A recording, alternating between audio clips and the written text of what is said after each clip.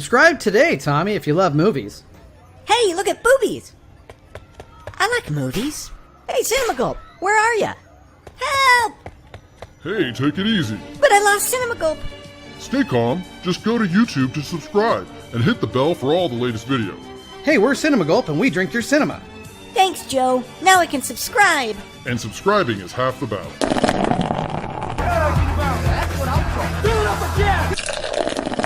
You know what? You don't have an answer for that, do you? You, man. I'm sorry. I like beer. It makes me a jolly good fellow. Hey, remember when?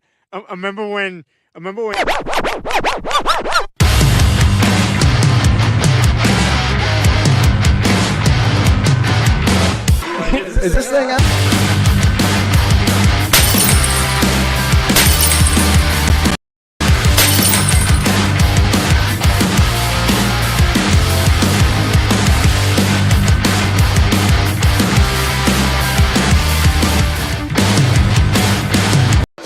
It's showtime. Hey! Woot, woot. Hey everybody, welcome to Hump Day Happy Hour. Triple H here on Cinema Gulp. Obviously, if Hump Day was one word, which it is in our minds. Anyway, welcome to the show. Hope you guys are having a great week. It's the middle of the week. It's time to start. Time to start thinking about your weekend plans. And joined as always is Scotty, the Ayatollah of flat Coca-Cola, the Richard Burton of cherry chewing tobacco. It's Scotty. Well, hello, and thanks for the chaw. Of course, you know, every time I think of spitting cherry, I think of Scotty R37 for some reason. So Bobak's going to join us in a bit. Again, thank you everybody for coming.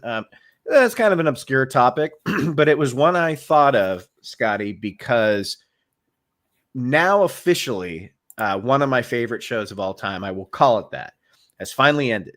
And it's Cobra Kai. It's amazing. It's just such a blast, and it's so wholesome and fun, and it's something that it's a crowd pleaser. You cheer for it. You laugh, you smile, you cry. It's one of those kind of shows which will never get like Emmy love or Golden Globe love because it's a niche, you know. It's not, you know, your Severance where, you know, it's like powerhouse, you know, sad people, but Quiet! It does have Johnny Lawrence in it. So, yeah, you know, the show came to an end. So I thought, because of how great it turned out after starting on YouTube Red in 2018, I think, and becoming a phenomenon, becoming one of the most popular, if not the most popular YouTube show, I think Stranger Things has better numbers when it's around, but every season of Stranger Things takes like 3 years to show up. So it doesn't really count, where the consistency of Cobra Kai has been so great. So I'm not going to spill my wad too much on the final season or the final 5 episodes, because I am recording that show with Mark on Friday. But I got my Cobra Kai Strike First, Strike Hard, No Mercy tank ready to go. And I have an autograph, William Zabka, in one of the best images from the original Karate Kid right here. And yeah, I'm excited to talk about it on Friday and get it out hopefully sometime early next week. But that show just ended on such a beautiful note. It just, you know, the ride you take with these characters, and the fact that like season after season and all 6 seasons, it never forgot about characters. It never forgot about their stories. It filled in a lot of like, you know, unanswered questions from other seasons. It had callbacks to other seasons, little tiny things. These writers were so like detailed and meticulous about remembering what's going on in the show and not forget. Because some shows, when you get to the finale, you're like, well, what? Like Buffy, for instance, there's a character I loved on Buffy who was killed, and then no one makes mention of her death at the end of the show. she's just gone, and then the show ends, and you're like, wow, didn't you guys know that one of your lifelong friends died in the battle? It's like, well, we're not even going to talk about it. Cobra Kai doesn't do that. Everyone gets their moment. And, you know, it was kind of a strange final season. It's season 6. It had 3 parts. Part 1 came out in July. Part 2 came out in November. And this part came out last week. And it started off a little rough. Part 1 was a little rough. Those 5 episodes kind of were bringing the whole season down for me. But by the time part 2, and especially these last 5 episodes came, I'm like, this is one of the best. This is one of the strongest seasons. So I can't fucking wait to talk about it and put out a whole show on it with Mark. It's how you do a show, and it's how you end. It's how you stick to landing. It's definitely how you stick to landing on making sure everything wraps up and your viewers are satisfied. So I can't wait to talk about it. Can't wait to put it out. Hope people check it out when it comes out. But anyway, enough gushing over Johnny sweeping the leg. What do you got for us, Scotty? You got some DVDs coming. I only have one. And Okay. It's kind of an embarrassment, but it was on sale. Hang on. Don't blow it. All right. You will have an ice cream headache. Okay, go for it. All right. So I had to go. I had a doctor's appointment, had to go hit up the local drugstore. And looking at me from one of those spinning racks was something that I didn't think I was going to find, because I knew that I had season 1 and season 2. But here she is, season 3 of the Linda Carter Wonder Woman. Wow. Now, normally I would keep this to myself because seriously, at this point everyone knows my obsession with She-Hulk, and I am unapologetically I dig hot people doing it in amazing things. And so I was just going to quietly say, yay, my Wonder Woman collection. But the thing that made this interesting is it came with a mystery DVD. And there is only one episode of one television show on here. And I didn't even know that they made a live action Shazam TV show in the 70s. And this is the only time I have seen it. Yeah. It doesn't say what it is on the cover. I've seen clips of it. He murders people on that show. It's a commemorative DVD. It doesn't even say. So I watched that. It's bad, but it's such an oddity of something that I had no idea that existed. So I was very happy to see that, especially with a DC property. The packaging is delightful. There's a scene in that show where he's on a rooftop with like a criminal, and he picks him up and starts flying and then just drops him. So, as you do. Yeah, that's a Zack Snyderism right there. So yeah. There you go. Yeah, exactly. Needs more murder. So let me hang on. Let me blow you up real quick. Oh yeah. I don't know what I was waiting for. Sorry. Boom, boom, boom, boom, boom, boom, boom, boom. Wonder Woman. But this isn't World War II Wonder Woman. This is they've flashed forward to the 1970s. But yeah. So just an embarrassing little oddity that I wanted to pick up because it was cheap. So there she is, Linda Carter in all her glory. And I've got through the first disc. It just seems to be on in the background now, and it makes me smile. Just makes me happy. So there you go. I'm gonna bring on Bobak. Hey, there he is. What's up, bud? What's up, dude? Can you hear us? Doing? Okay, good. You know, I watched the Linda Carter series, obviously after it aired, but it was, if you remember when there was only 10 or 11 channels in the world to watch. Yes.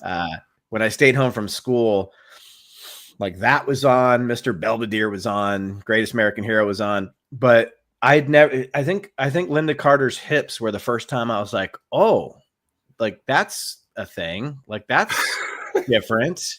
My hips don't look like that. I'm kind of into those hips. That's amazing. And then obviously her top side isn't too shabby either. You know, and the costume doesn't hide much. It doesn't leave much to the imagination. That's for sure. Absolutely. And I just think it's a great adaptation of the comic. I think it's iconic to the 70s, and it's just it's a little bit of nostalgia for me too, because that's when I would have seen it, when it was just on one of the 10 channels that you had to watch because there was nothing else, instead of everything being on demand. Well, I don't know. Weren't the 70s shows kind of infamous for not really showing a lot of the actual comic book villains and just creating their own for whatever reason? So yeah, I don't even remember a lot of villains from Wonder Woman. I think there was one. I can't remember. What were her villain? What was her rogues gallery? I don't even know. I never read Wonder Woman because I wasn't a 5-year-old girl or 12-year-old girl. I'm only familiar really with their rogues from the Gal Gadot movies. Like, so the Cheetah, is it Cheetah? Not Tigress, it's Cheetah. And then I forget who the bad guy was in the first one. Yes, I don't even remember. That's how forgettable they were. I'm not familiar with their rogues gallery, but so it didn't really bother me. So Bobek, what's going on with you? All you missed was I broke down emotionally and physically about how much I love the ending of Cobra Kai. I've since wiped my eyes, but no, I'm doing that show on Friday with Mark. But did you see? We're going to do box office, and I know Scotty has seen this. I'm assuming you haven't seen Captain America.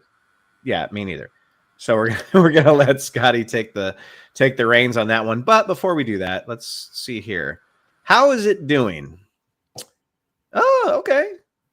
No, it's not doing badly. It actually exceeded expectations. They were tracking for to be about 80 million, and I think it's domestically got about 90 to 100, 95 to 100 million. Okay. Well, I don't know. I mean, weekend. Yeah, I don't know. This is based off of yesterday's projections, so this is after Monday and Tuesday. Mm-hmm. But so yeah, it probably did 80 or 90 or whatever. But good for it. I'm glad people went out to see it. I have no interest. That's not because of any weird reason. I'm just done with Marvel movies. Like I'll definitely see Fantastic Four, because to me, that's not a Marvel movie. I've been waiting for a good Fantastic Four movie, and this one looks like it might be it. And it doesn't really, I don't think it has anything to do with the Marvel universe. It takes place in like a completely different reality. So I'll definitely check that out, because I love the Fantastic Four. Same here. I love Sue Storm. Huge boner for Sue Storm. Always have. Hey, DJ Play Nice. Hey, Protein. Yo, Gulp. Yo. DJ Play Nice says Rock. Salute. And Scotty. All in synchronicity.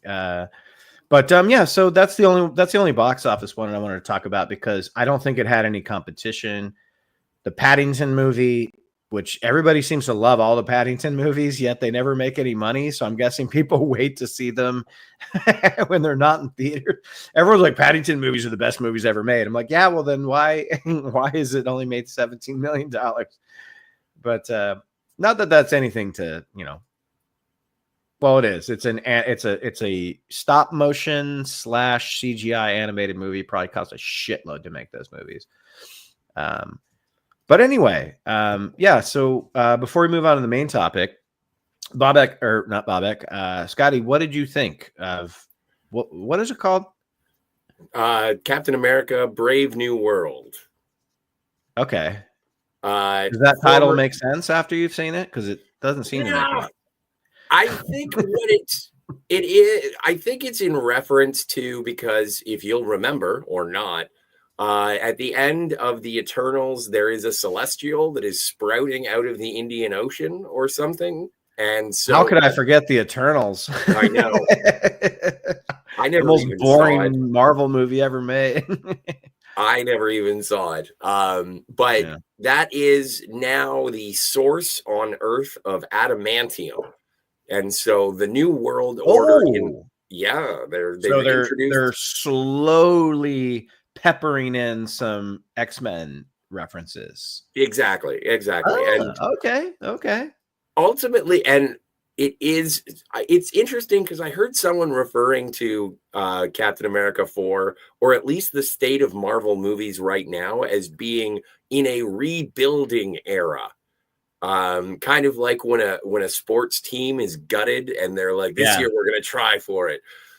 They clear their cap space, get rid of all the stars that didn't seem to gel, and now they're starting from scratch, trying to get some draft picks, trying to get some new trades. Yeah, I got you. Exactly. And so the New World Order could also be in reference to Thunderbolt Ross, previously played by William Hurt, is now played by Harrison Ford. He's asked Sam Wilson as the new Captain America to help him begin rebuilding the Avengers. And so that could also be part of the New World Order, as well as the introduction of adamantium. Harrison Ford is awake and kicking in perfect. You know what? That's asking a lot of Harrison Ford to be awake. Yeah. That's the thing, is that there was a string of movies where he wasn't really awake. And in this one, I'm happy to say that he is cranky and cantankerous, and he carries on the character traits of Thunderbolt Ross very well. It's more of a sequel to the Incredible Hulk, Edward Norton's Incredible Hulk, just because you do have Tim Blake Nelson as Samuel Stearns, who you saw in that first film.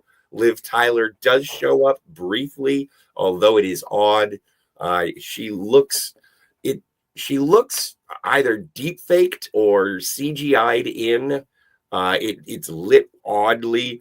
Some of the CGI. She said she shot the scene, but I think she was behind green screen and it probably wasn't very good. So they had to airbrush, because I've seen an image of her face and it looks weird, because she still looks fantastic. Yeah. But it looks weird. I think they had to airbrush her because the green screen was bleeding over or something. But yeah. And it was strange. It was obvious that there were it's had production issues that are very well known and documented. There are budget questions as to what's going on. But whenever it comes to budgetary questions, I just lean on Hollywood accounting. Like as far as anyone's concerned, like some of the biggest movies ever made never made any money. So I don't really care about that behind the scenes stuff, but as a movie itself, it's mid. It's like a 5.5 or a 6 out of 10 for me. We reviewed it over on the Phantasmagorium, and it was pretty much 5.5 around the board or across the board. But yeah, I would say that if you are checked out of Marvel, there's no need to see this. But if you're still curious to see what Anthony Mackie is going to be able to do as the new Captain America, picking up the mantle, it's worth 2 hours. It's not bad. And I'm glad that it's making its money, because there has been a cottage industry of not liking Disney products or Marvel movies, and a little bit of spite when it's like, oh, it overperformed. Now, whether or not it makes back its money, I'm sure no one will agree on that. But yeah, I would say it's fine. It's by no means the worst Marvel movie, and certainly not the best. You know what Anthony Mackie would say if you asked him, do you think it'll make its money back? He'll say, well, I got paid. Yeah, cut the check. That's all that matters. Where would you rank it out of the 4 Captain America? I'm not going to have you rank it in the MCU, but out of the Steve Rogers ones, are those all better than this one? I'm guessing they are, because you said this one's mid. All those are above mid, I think. Yeah, my favorite I know everybody goes cuckoo for Cocoa Puffs over Winter Soldier, but I love the first one. I do too. I think it reminds me of The Rocketeer, and it's directed by the same guy who did The Rocketeer. Yeah. But I think that this is probably 4th out of all of them, but by no means a bottoming out of the 4th. It's just when you spend 3 movies with Steve Rogers, and that transition, which they tried to address, and I think they did okay in Fuzzing Out. Oh, the Falcon Crest, whatever that's Falcon Crest, Falcon and the Winter Snowman. Yeah. They kind Falcon of addressed that transition of Steve to Sam. And this one is really the beginning of a new trilogy where we're going to be following the adventures of Sam. Really? So you think this one's not like a setup for like another Avengers movie? This is actually going to be more Sam Wilson Cap movies, if it does well enough to justify. Well, obviously, and I think AFAHC2005. Thanks for being here. And yeah, MASH is great. It is amazing. But they're obviously they've got Avengers Doomsday and Avengers Secret Wars coming out in the next couple of years. It's just a matter as to Christ. Yeah, God damn, dude. You can't escape it. It's like that old episode of The Simpsons. It's like they'll probably just keep making these until the franchise is no longer profitable. When Doomsday comes out, I'll go see the newest Wes Anderson movie that weekend. I'll probably end up going to check that out too, because I want to find out what's going on just with Robert Downey Jr. playing Dr. Doom.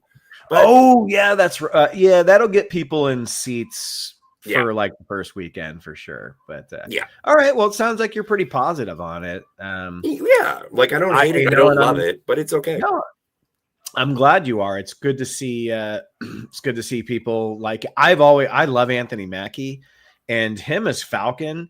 He did so much with so little. Those first couple movies, he made such an impact with hardly any line. Like he really shines in Winter Soldier. Like he's fucking great in that movie. And then, he's a little bit of a backseat. Well, a lot of a backseat in Civil War.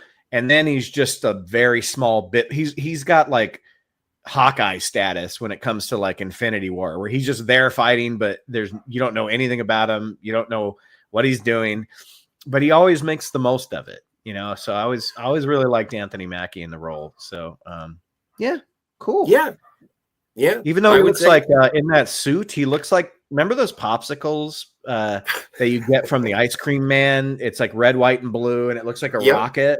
That's what his costume looks like. It just looks like a popsicle. I don't remember not the one with the toe with the bubble gum in it, No.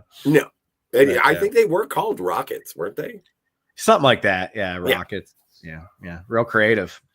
But well, now that we got some people showing up to watch, why don't we move on? And Bobak, I'm sorry, you jumped in and we had, we went over some stuff that you didn't give two flying fucking wet farts about or know anything about. I honestly haven't even seen the original Karate Kid yet. Yeah, I remember you told me you were over here when we did the fucking House of the Dragon season 1 marathon. I was telling you, I'm like, yo, Cobra Kai, it's coming back. And you're like, dude, I haven't even seen the Karate Kid. And funny story, I actually rock, dude. I missed it, but I actually did see the very end of it because I live right here by downtown Culver City. And one night we're out there, getting dinner and stuff. And I heard what sounded like a rock concert, like a crowd just like going nuts, And I was like, whoa, what's going on? And we went across the street and it was did you see the running scene? Well, it was actually the very end, the last fight at the end. Don't give it away. Don't give it away. Great right now. I know, right? Yeah, you're. But it was this thing where you're all fucked up on this. You look. Yeah, like I'll reboot. Job. Come on, get off and come back. Max Headroom. Max Headroom meets like the Lawnmower Man. But anyway, so what I thought was like jump off and jump back on because we can't really hear you that well. Okay, cool. So I'll be right back. Go off and come back. Yeah. Don't waste my motherfucking time. You were seeing that too, right? The Max Headroom effect and the sound? Yes, I was. Yes. Okay, good. I was really interested, dude. It is funny though. Where they did shoot a couple of major scenes in the last episode of Cobra Kai. I used to live where Bobek lives now. I lived with him. I was his roommate, and he still owns the same place. They shot it right down the street from where we used to live. So, yeah, it's pretty cool. DJ Play Nice says, noticed your shirt. I had the same one. Now I can't wear it in the convention. Are you talking about the Cobra Kai one or the Purple Rain one? I think he's talking about probably Cobra Kai because I don't think there's any Purple Rain conventions coming up. There he is. All right. Yeah, you're back. Sorry, just we couldn't understand you, and your face was. Dude, that was crazy. I've never seen that here before. Anyway, long story short, what I thought was a concert was actually the big fight at the end of, and so I saw it on the big screen just the last 5 minutes where he does like the crane kick and everything. So I feel like I got the payoff, but I have no idea what happens before the crane kick. Don't worry, anybody that's watching that thinks that's a spoiler. It's not. It's not. It was a training. I know what you're talking about. It was a training scene. So yeah. But anyway, fuck, you just got me thinking about Cobra Kai again. God damn, I just want to shut down this fucking stream and watch those last 5 episodes. It's just it just tickles everything. It's just fucking great. Anyway, so what's the deal with Cobra Kai? The bad guy is the good guy now? No, it's dude, it's a whole conversation because it's Okay. such a well-written show. He was never a bad guy. He was just another guy in high school that was kind of a dick, you know? And the show explores like he didn't think he was a dick. He thought the other guy was a dick, you know, and the other guy turned out to kind of be a dick, you know? Like but then there's 6 seasons and 7.5 years worth of show to talk about. So I'm not gonna talk about that now, but you know, you've never even seen the original Karate Kid, so don't even bother with the show. That's what I would say. But you know what? We got a couple. We got the MASH one. Well, let's get into the main topic. And I think Canadian Spider-Man wants to come on at some point. So cool. Let's get started. I love this topic. And obviously the reason I wanted to talk about it was because of Cobra Kai, which before I even start this list, to me, is the best television show in history that was based off of a movie. Hands down, no questions. Because it has, you know, there's a lot of categories that you can break down when you talk about this. Movies that are continuations of the respective shows with the same cast, like X-Files. Those movies have the same cast, you know. So it's when you're remaking a movie into a show, like something like Limitless or 12 Monkeys, that's different because you're starting from scratch. You could have new characters. You're just keeping the core concept. When you're actually going all in, balls to the wall, like Cobra Kai, where you're like taking every fucking character from all 3 of those movies and putting them in a show and continuing that story, that's different, you know? So for that category, there's nothing like Cobra Kai, not even fucking close. But does Hillary Swank show up at some point? I'm not going to say. Okay. I'm not going to say anything. But no, she doesn't. So Hillary Swank is busy, I guess, just shining her 2 Oscars that she didn't deserve. But anyway, we'll move on.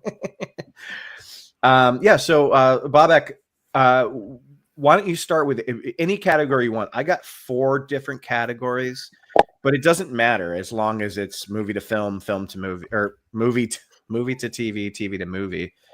Give us some years.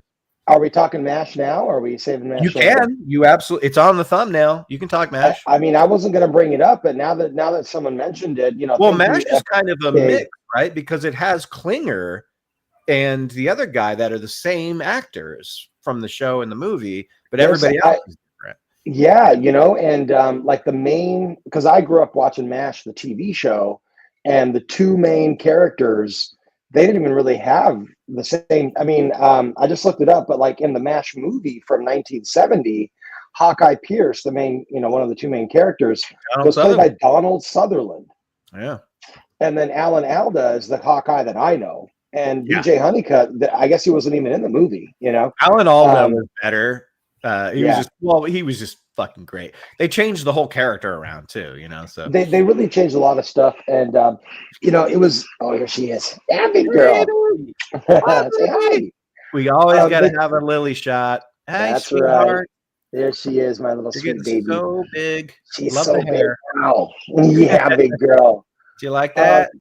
But I, you know, for me growing up, MASH, it was always this thing where they would make you laugh and cry, like with the same joke. And it was like everyone that was there, it was before Game of Thrones. They make you care about someone, they kill them, you know? And it was like always off screen, though. Always off screen on MASH. Yeah, exactly. Yeah, you know, and it was the laughs were on screen, the tragedy was off screen, but it would just kind of keep you moving. And nobody could get out alive. It was crazy. It was like Klinger was one of the first, like, I would say, I'm gonna call him, he was tranny, you know, he was like a tranny, you know, guy on TV. He totally was. absolutely was. Plus, Lebanese American. I think he was. Well, Lebanese, he was the his actor. whole thing was he was trying to get out. Exactly. Trying to get out of the military for being crazy. And like, no matter what he would do, they're just like, "You have a pulse, right?" They're like, "Yep." Like, okay, well, we need you. You know. I don't remember what his job was. Wasn't he like the mail guy or something like that? No, that was Well, Radar was. Radar He was like, Radar was like the gopher. He was the guy running everything. Guy. Yeah. He was hilarious. But I mean, I don't know if it could play today. MASH, I don't think it could play today. Like, I went back and I watched like the first like season 1, episode 1, just for fun, and it was very misogynistic by today's standards. Oh my god! Like, hot lips. Hot lips. Hot lips. Yeah, the character's name in the script is Hot Lips. Yeah, hot lips would not fly nowadays. Yeah, and everything is like, which nurses are you banging today? And it was like, it was hilarious, but I don't know if they can make it work now. Yeah, you're right. Radar did have, or I think it was Klinger that had a lot of different, Oh, Lily, you're so adorable. Don't watch MASH. Don't watch MASH. I'll be playing it for it was a different time, but like even Scotty, like I can tell you've seen MASH, right? Oh, of course, yeah.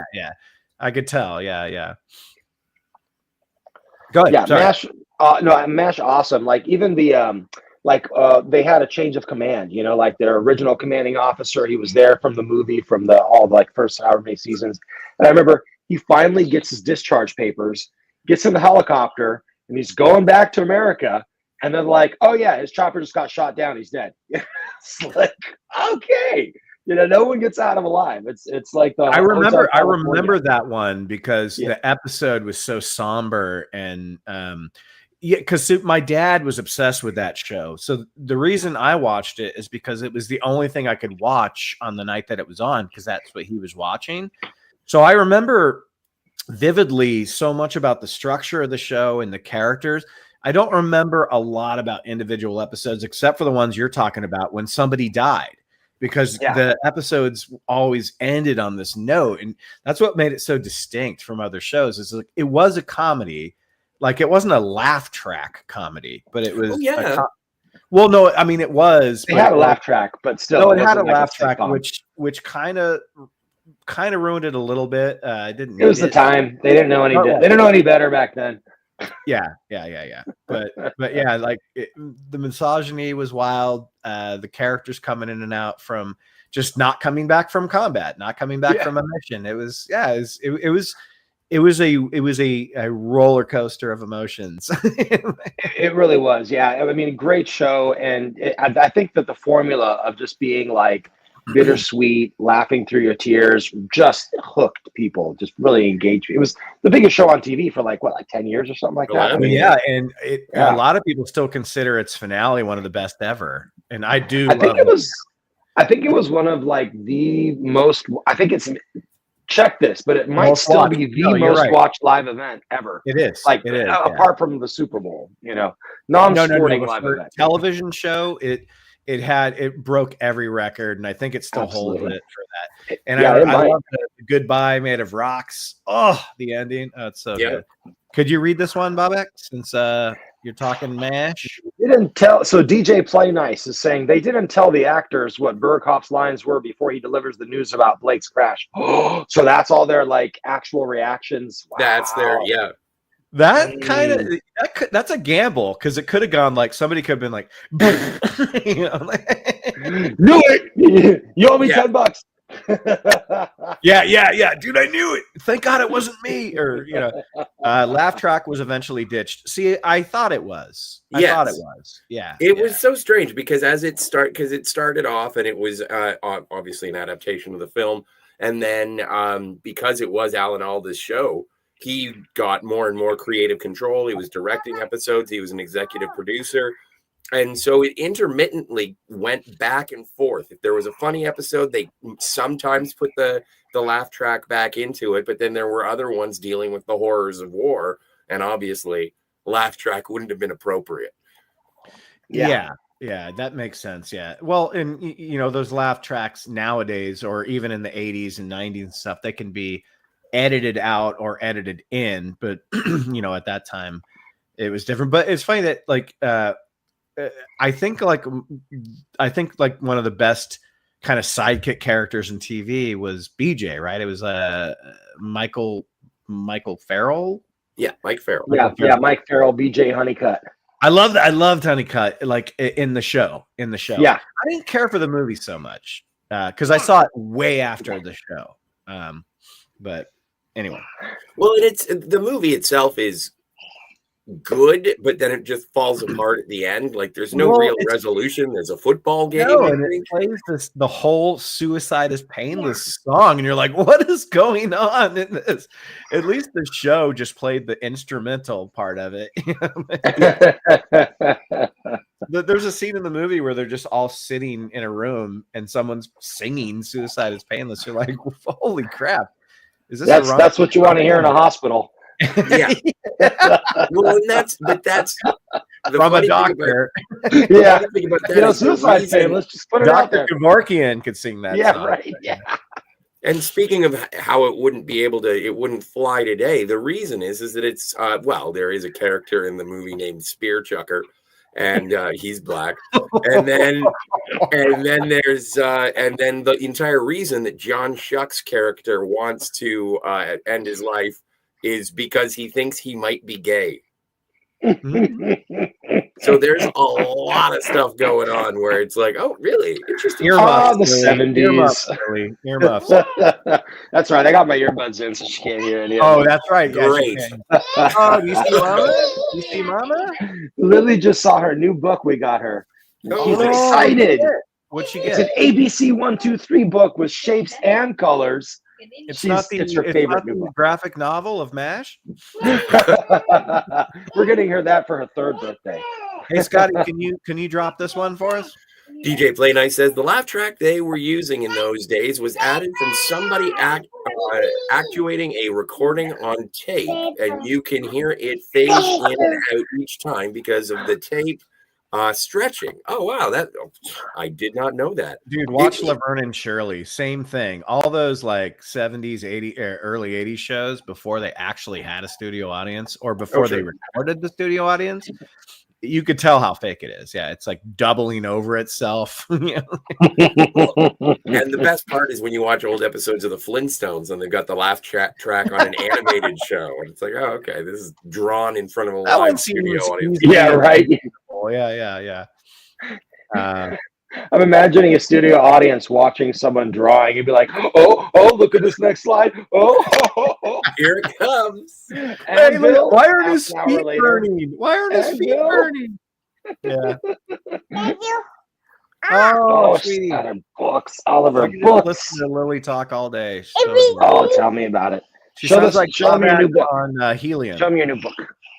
Yeah. Bring it closer, Lily. Bring it closer. This is going to be Lily's corner pretty soon. She'll just be showing. There we go. 4-in-1. Yeah, that's right. Her new she dropped the first one in the toilet, so we threw it away, and the new one just arrived just now. Was it a clean toilet or a messy toilet? It was a daddy toilet. So okay. Oh yeah, throw that away. Throw that away.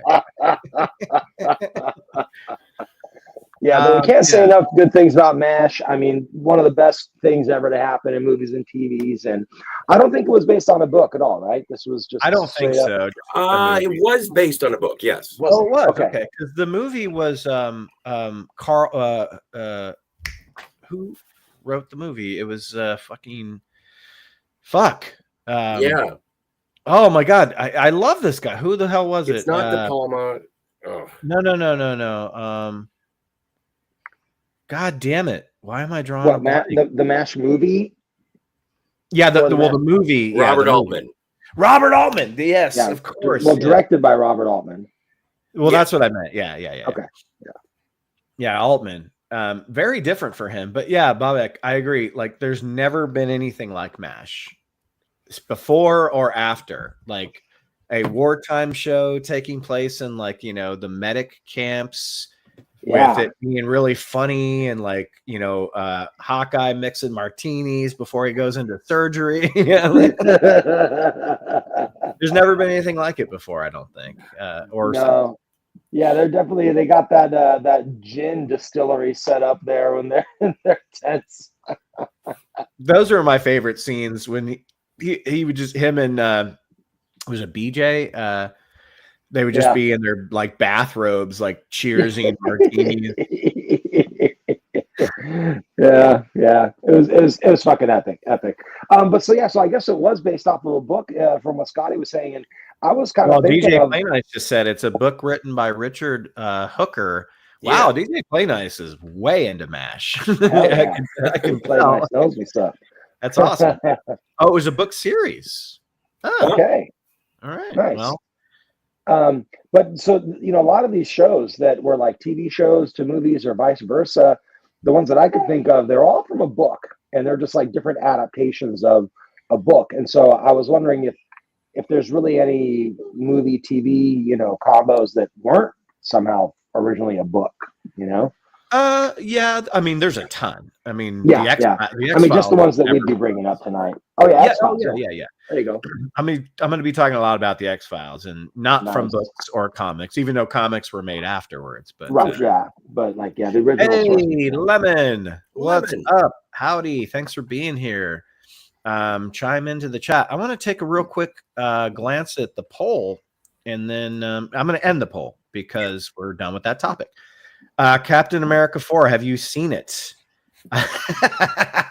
89. Well, how's it 89% say no and 10% say yes? What's the other 10%, or what's the other 1%? Well, maybe.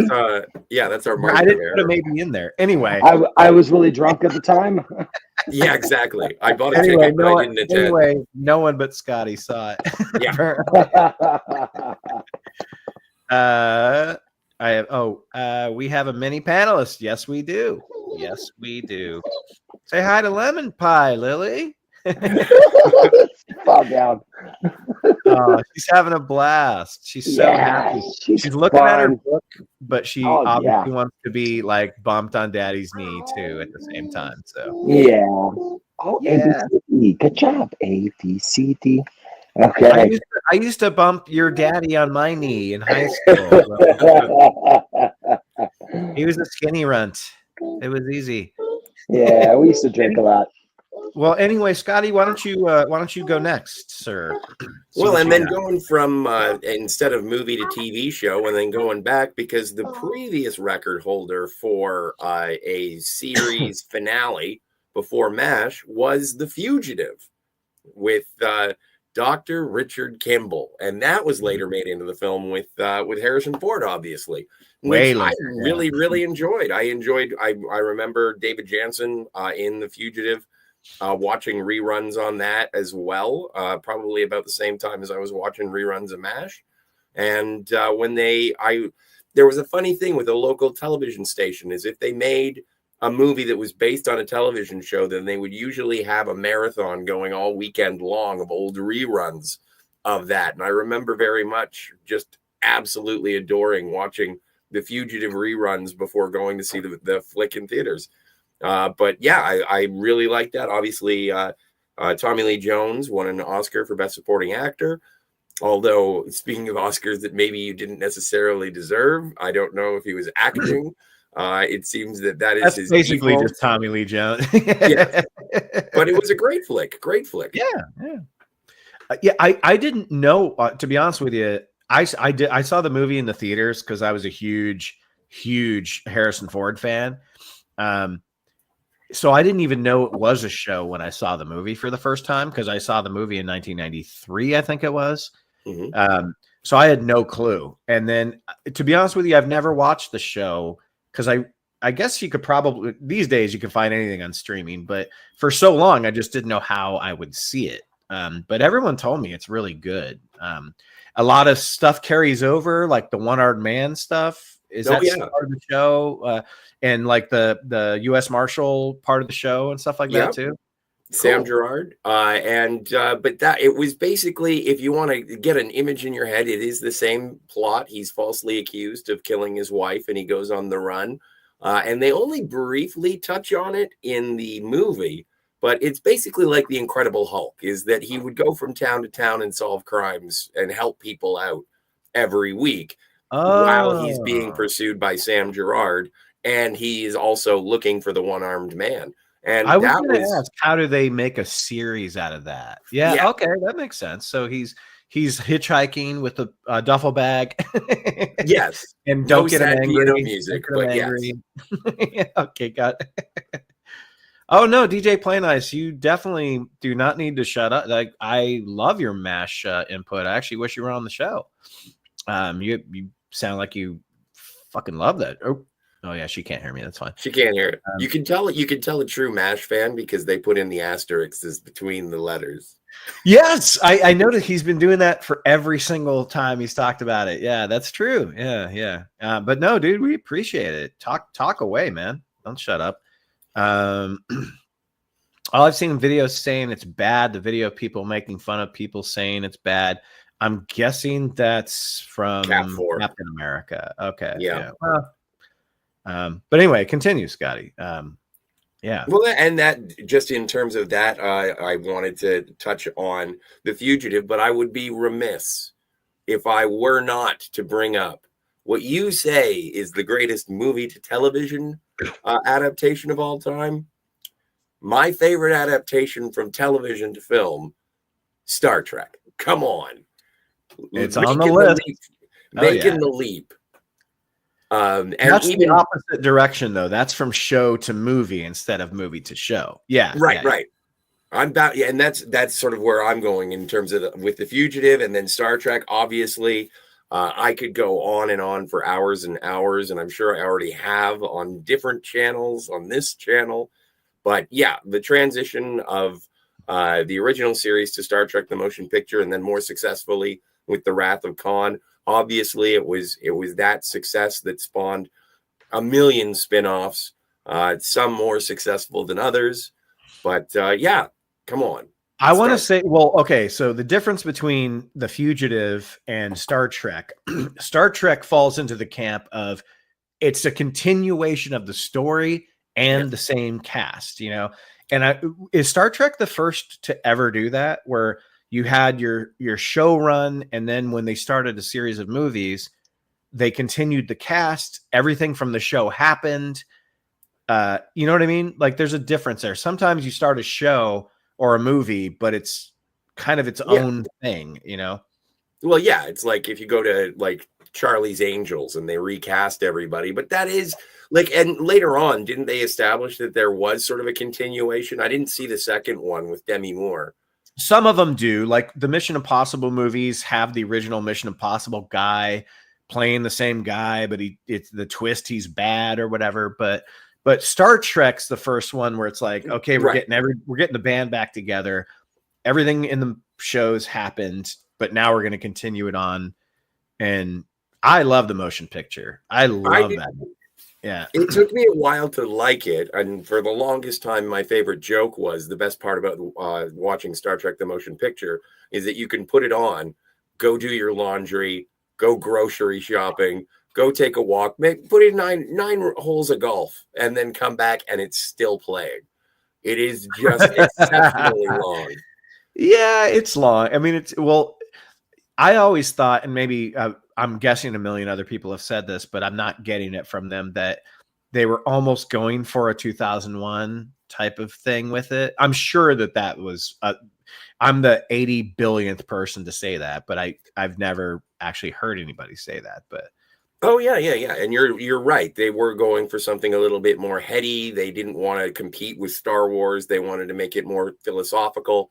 And I think it succeeds, but at the time it was profitable, but it was also it was called out for being somewhat slow paced. As the joke goes, it is Star Trek: The Slow Motion Picture, but it has I've heard that before. Yeah. It has definitely had a renaissance. There have been a bunch of there was a director's cut, and then just recently there is sort of the ultimate cut when it was released on 4K. All the special effects have been cleaned up and pacing issues. So I think there might be a little less, but or in terms of runtime.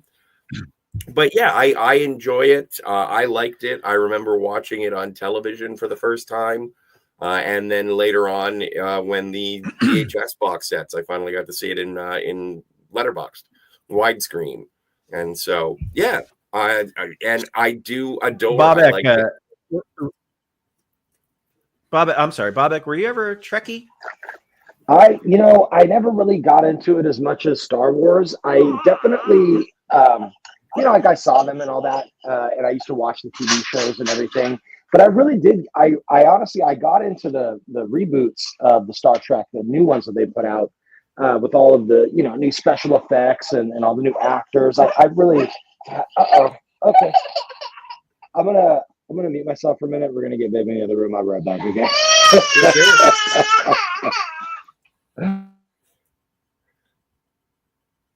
There you go.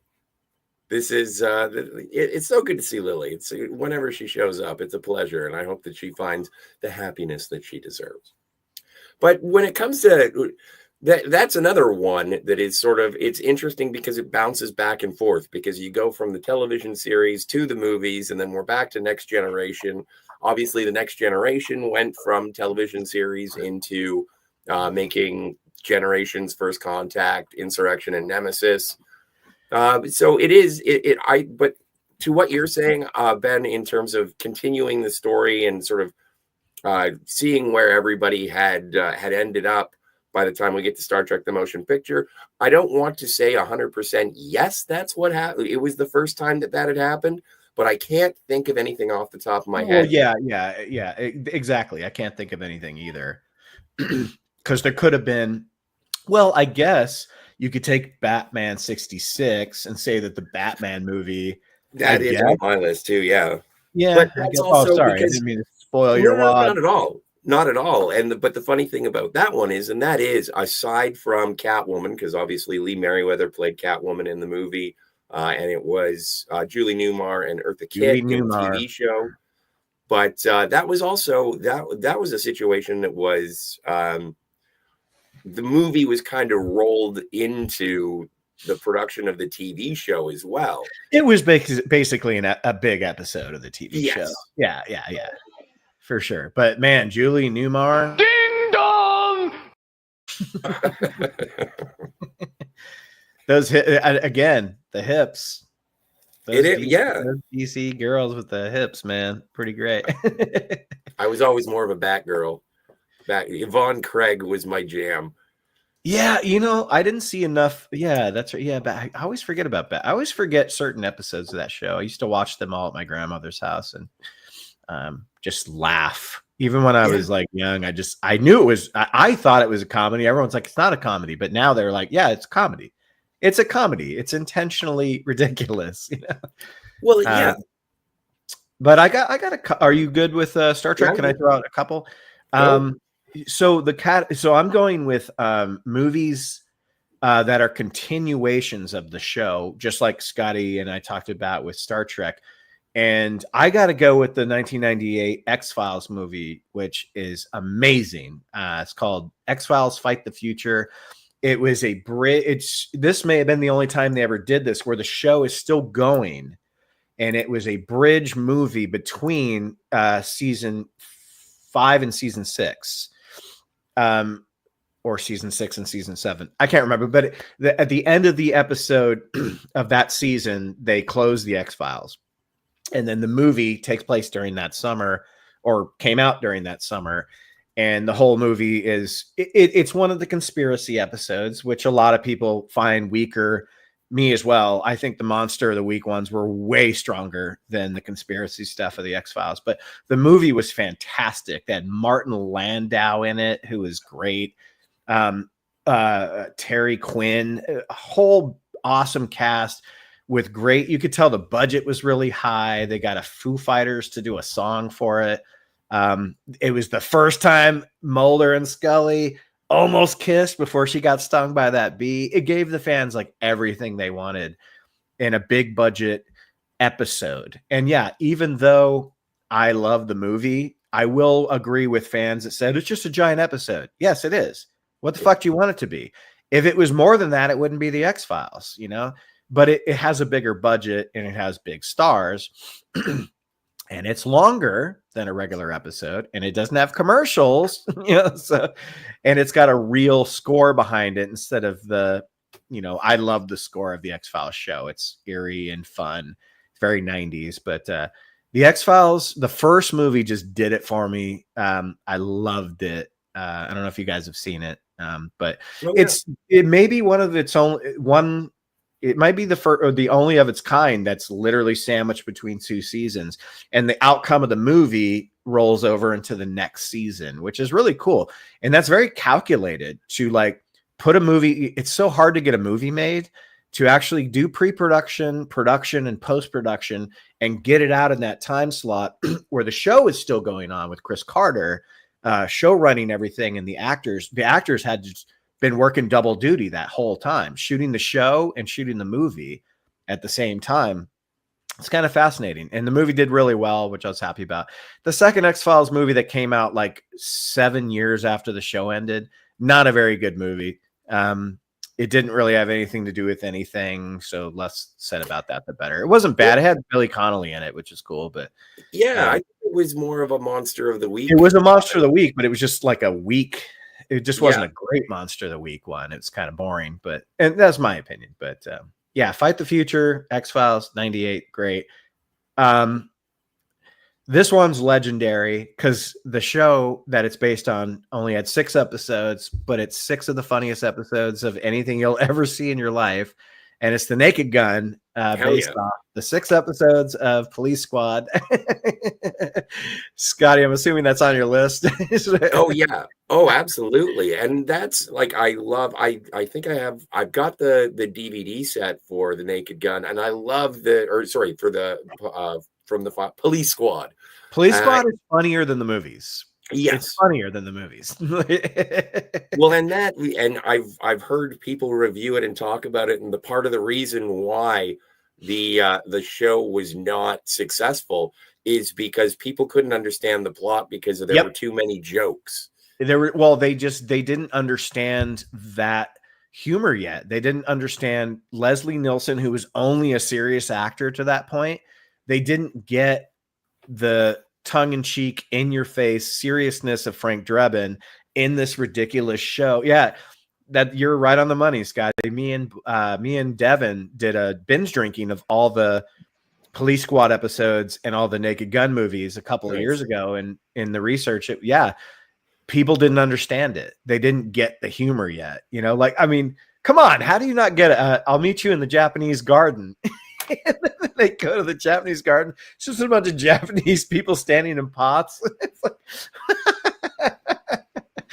I don't know. I mean, you could never do that now. But whether that's a good thing or a bad thing, but holy shit. And The Naked Gun, the first 2, I didn't like the third that much. It had its moments.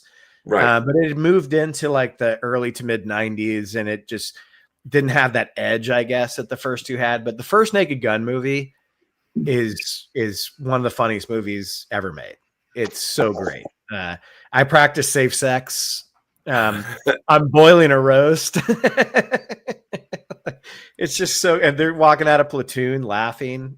That's the music video. No, there's so much, and like they recast everybody except for Leslie Nielsen. Nordberg is now played by O.J. Simpson, which is great in part 3, where he's catching babies and spiking them like footballs. And then obviously Ed is different. You got something, and then Al, you got something on the side of your mouth, Al. It's a whole banana falls. Anyway, go ahead, Scotty. Sorry, yeah. Well, no, I think the first one was directed by it was the Zucker brothers. The Zucker brothers. Same with the second one. The third one didn't have the Zucker brothers. I think no, it did not, and it shows. It does. There the timing was off. Yeah. But that's also, and that almost spawned its own franchise of comedies, because after The Naked Gun, Leslie Nielsen was like in every comedy. There was one every year. Every spoof known to mankind. Dracula, Dead and Loving It, Spy Hard. Any movie that was ever an action movie, they put Leslie Nielsen in it, and said, just be Frank Drebin, but we're going to name it whatever. And he just Wrongfully did it. accused, which is the fugitive spoof. Yeah, that's right. Wrongfully accused. Yeah. The poster's the same. Yeah. Oh, it's so funny. But I didn't see most of those. Dracula Dead and Loving It is actually fucking hilarious. Oh, You know, I watched Dracula Dead and Loving It after you guys mentioned it on a previous episode. Hilarious, dude. It's hilarious, dude. you know? Stephen Knight, when they stab the girl and it's just the blood just sprays like, oh my God, so much blood. But those are two. I mean, I have a couple of I have a throwaway one because I didn't really care that much for the show and the movie was fine, but Entourage, pretty like vain show. Like it is fine. It had moments. But the show lasted for 7 seasons, and then 5 years later, or 3 or 4 years later, they did a movie, and the movie was a continuation of the show. The movie actually did a better job of like wrapping up the story that I think the season finale did of the last season. So I brought that one up. When I was married, we used to watch Entourage, so I didn't really care for it that much, but if you smoked the right amount of herb and you watched it, it was pretty funny. Jeremy Piven was fucking brilliant in it. Yes. But it was just it was like bros broing out in LA. It was just rich, famous people broing out and getting the best chronic, getting the best champagne, getting the hottest chicks. You kind of live vicariously a little bit when you watch it. Oh, you know? Absolutely, dude. That was the early 2000s, and like HBO, that was when they were still doing tits and ass, and everything was like full fun. Yeah. And the show was full of that. Out. The show was definitely full of that. Yeah. Oh my God. I would love to have been on that casting couch. Like, Jesus Christ. Well, you wouldn't want to be on the casting couch. You'd want to be on the chair. Yeah, you want to be across from the casting couch, sir. I'll get on there. That guy Ari's character, Jeremy Piven. Jeremy Piven's character Ari Fleischer is a real person. He's LA Endeavor. Oh yeah, the big time agents. They just cast everybody. And when I first moved in LA, most of the Pussy Posse, which makes sense when you see the show, because the Pussy Posse, it's basically the same thing. Well, so when I first moved to LA, this dude I knew, he was like an agent. He was working at Endeavor, and he was the junior guy, whatever. But he was just like, dude, you see these girls coming in for their interviews, and it's just they're just dressed to fuck. They're just a line of them coming in and out of the friggin', it's just like it's nuts in there, dude. I'm gonna roll you into a little ball and shove you up my vagina. Real quick, honorable mentions. Deadwood. Oh yeah. That's an example of a show that got canceled before it was able to finish, and it's brilliant. Ian McShane, one of the best television characters of all time on that show. It got a movie to complete the show, but it wasn't a theatrical movie. But it is a movie. And the Deadwood movie is okay, but it's definitely better than the finale that they gave us, so I'm glad they made it. And then Serenity, based off Firefly, which had 12 or 13 episodes. I always hear that there's 2 or 3 more episodes they never showed, but I'm guessing at this point, Joss Whedon, we're never going to see those. But Serenity is a good movie. It's heartbreaking. It really takes the show to the next level by like killing off characters and giving us a more of a disturbing plot, where the show is very much like a Briscoe County Jr. in space, and Malcolm Reynolds, Nathan Fillion, another one of the greatest characters that is not Han Solo. Yeah. But I love Serenity as well, based on Firefly, which if you haven't seen Firefly, watch it. It's fucking great. Well, I picked up the Blu-rays. Like I picked up the complete series of Firefly, and then I got Serenity at the same time. And I posted that in one of my like physical media groups.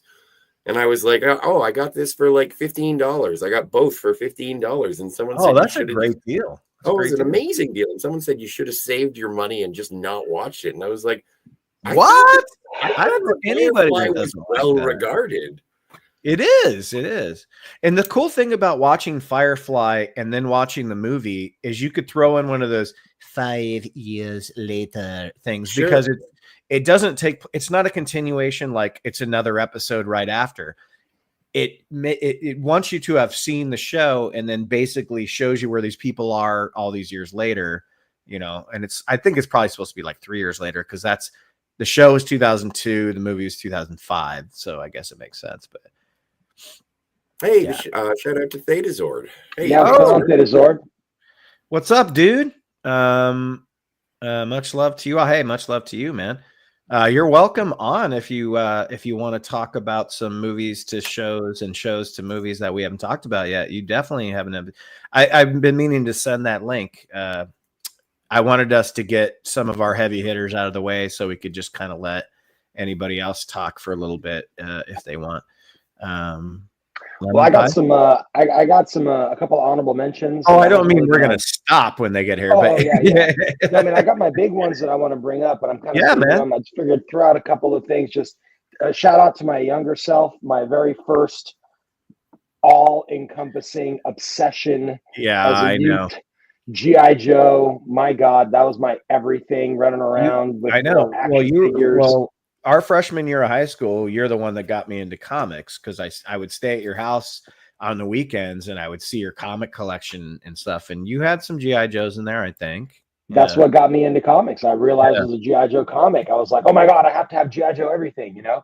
And then like someone went and made the G.I. Joe movies with, it kind of like reminded me of 21 Jump Street, and that like they just sort of like took the name G.I. Joe and like they like took some of the names of the characters. Talking about the live action movies? Yeah, the live action. Those were fucking horrible. Shit, dude. Oh my God, dude, such shit. That's why I didn't really want to bring it up, but I was just like, dude, that was a TV show that I loved as a kid. Absolutely, just dude. Remember when? I'll let you get back to it, but remember when you lived the place you had right before you bought your place in like 2008, that 1-bedroom spot. And I worked at USD, and I would come and stay with you on some nights because I'd just be able to go to work a lot quicker.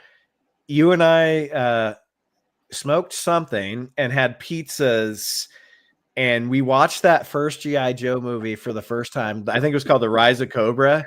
Something like that. And you and I were fucking just laughing hysterically the entire time. I just remember we got the pizza, it got cold, so we put it in the oven, and then we're just watching that movie, laughing at every single fucking second. When the one guy's like, "Yo, Joe," like, that was. I just remember it being really bad. Laughing at how terrible that movie was. Oh, horrible.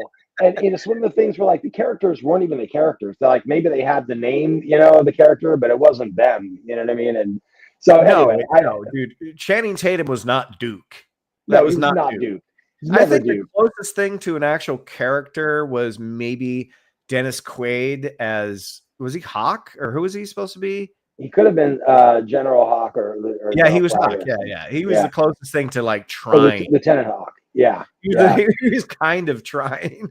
But it was just one of those things where it's like, okay, I'm sorry, this isn't G.I. Joe. I wanna call it G.I. Joe, but it's not, you know. So I don't really want to throw it out there. But another one that I thought was maybe a little bit better transition, another favorite of mine growing up, the A-Team. And like I've watched probably like every episode. There's only like 2 or 3 seasons of the A-Team. And I watched probably every episode 2 or 3 times. And I got the formula down. First 15 minutes, it's when we're getting the bad guys and terrorizing the good guys. Next 15 minutes is like, okay, we're going to go and find the A-Team, because you always got to find the A-Team, and then you got to like hire them, right? Then you got the 15 minutes of the montage, because they got to build some crazy vehicle and like put together some shit. And then there's like the epic fight at the end where every single bullet misses its target. No one gets shot. No one ever gets shot, dude. They're like blasting fully automatic, because back in the 80s, they have fully automatic guns people could just like buy and take home, you know?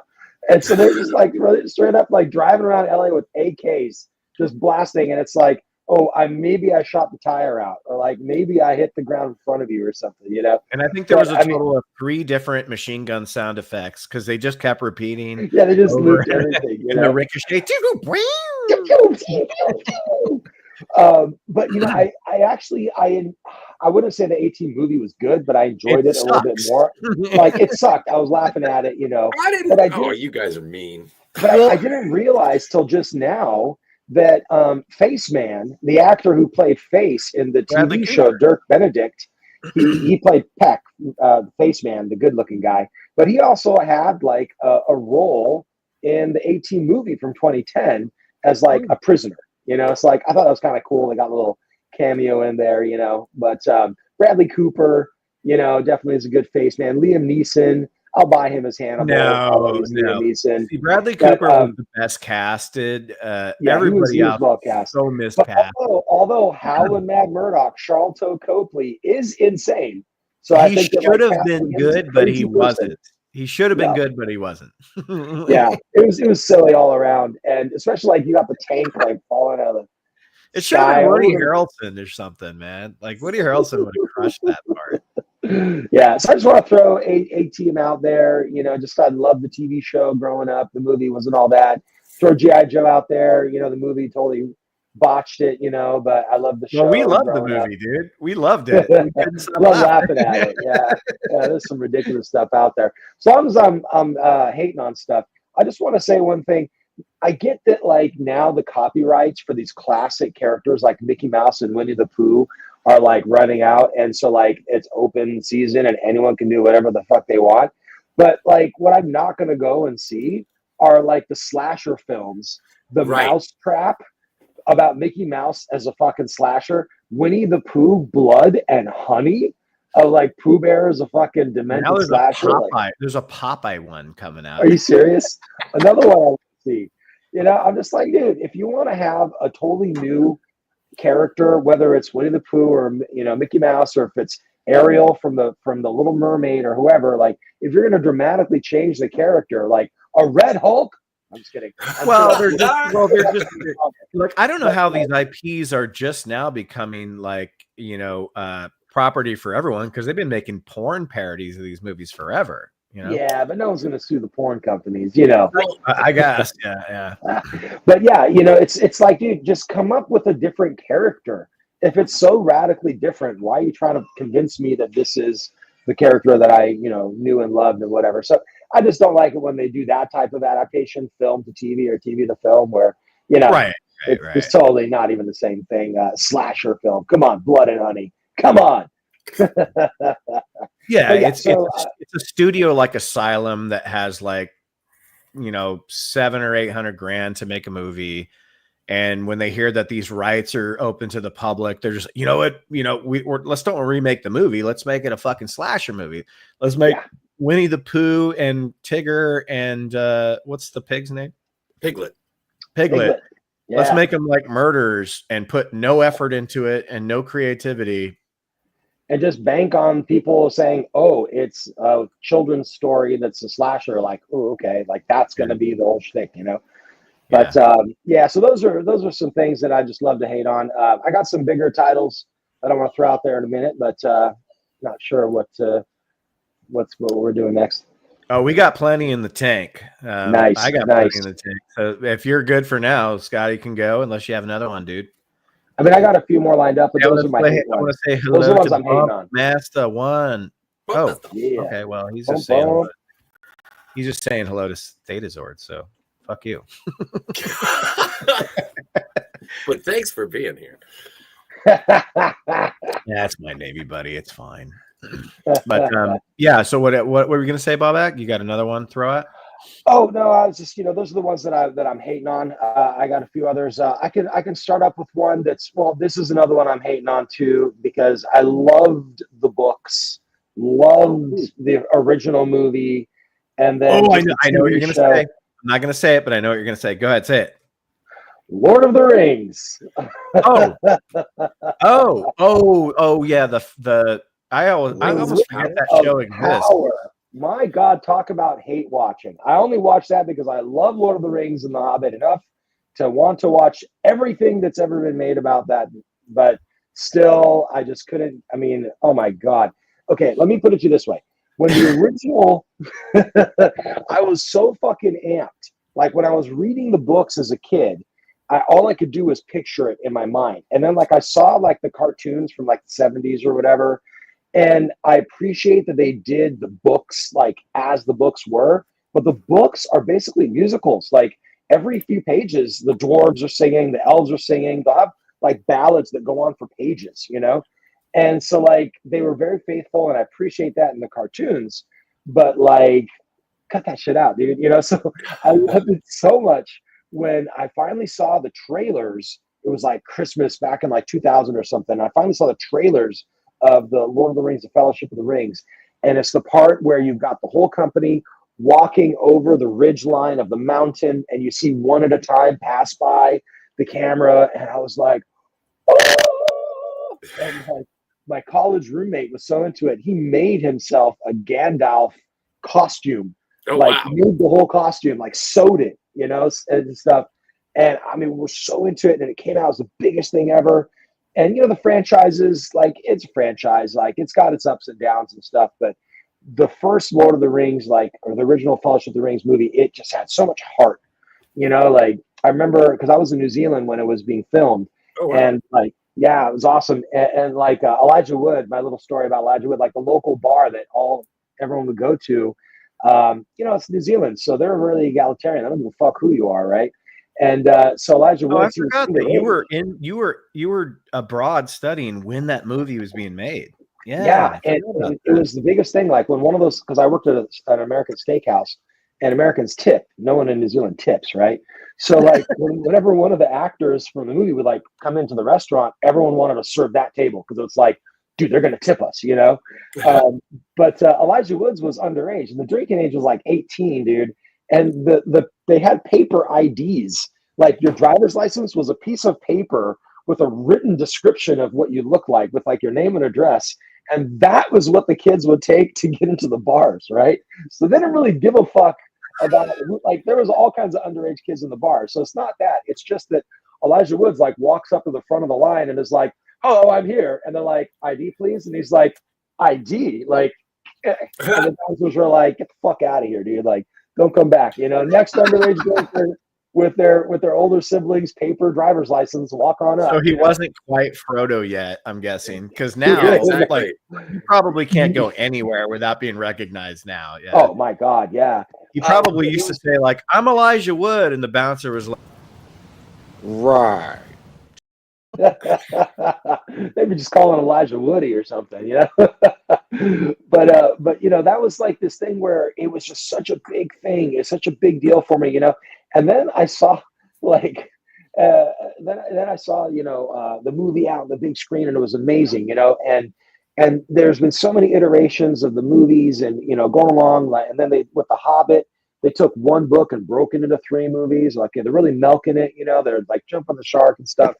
But man, the worst, talk about beating the poor thing to death, was just this whole Rings of Power that Amazon put out. Like, I think that they've probably spent more, Jeff Bezos probably spent more money on the Rings of Power than most of his spaceships or something, you know. And it was just like great. Well, I know the first 2 seasons of that show cost more than the entire trilogy of Lord of the Rings did. Oh, like a lot more. I mean, talk about like practical sets.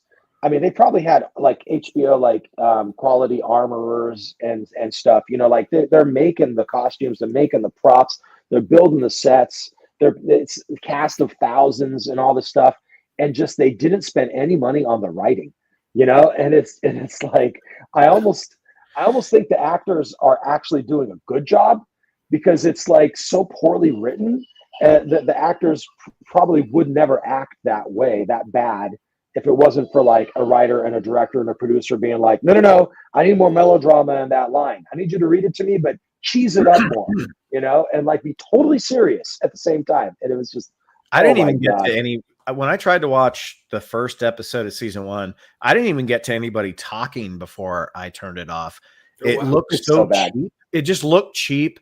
I didn't like the music. It didn't feel like Middle Earth from the at all. It didn't feel like it at all.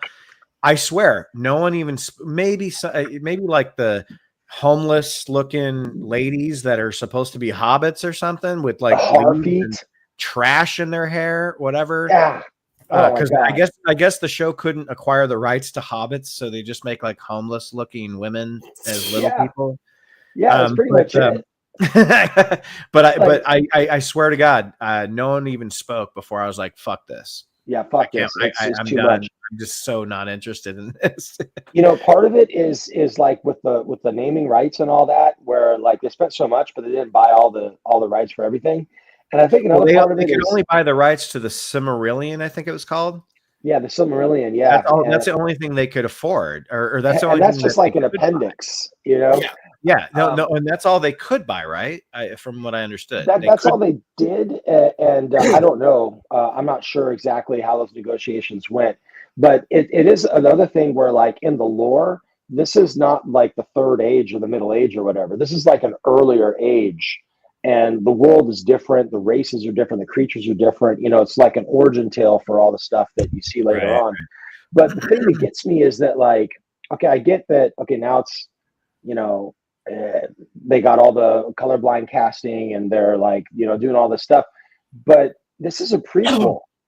So how is it that there's all these like black and Asian and Latino like elves and I've heard some and funny hobbits stuff and about dwarves that. and stuff, but then they're wiped out. There's like a Nazi genocide, before they go up to like what we know from the real books, and it's like all the people of color were totally wiped out except for the orcs, but we watched the orcs being wiped out. So I'm like, okay, I get that you're trying to be inclusive and stuff, but like, what does this say about?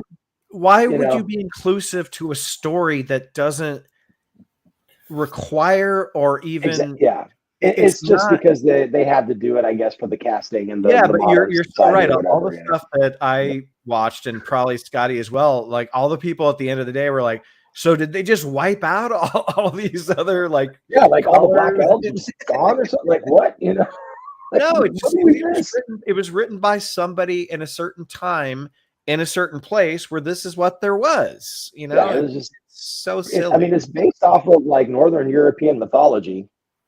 May the power protect you. Power protect you. Hey, what's up, dude? Protein. Rings power of Power is is oh my god.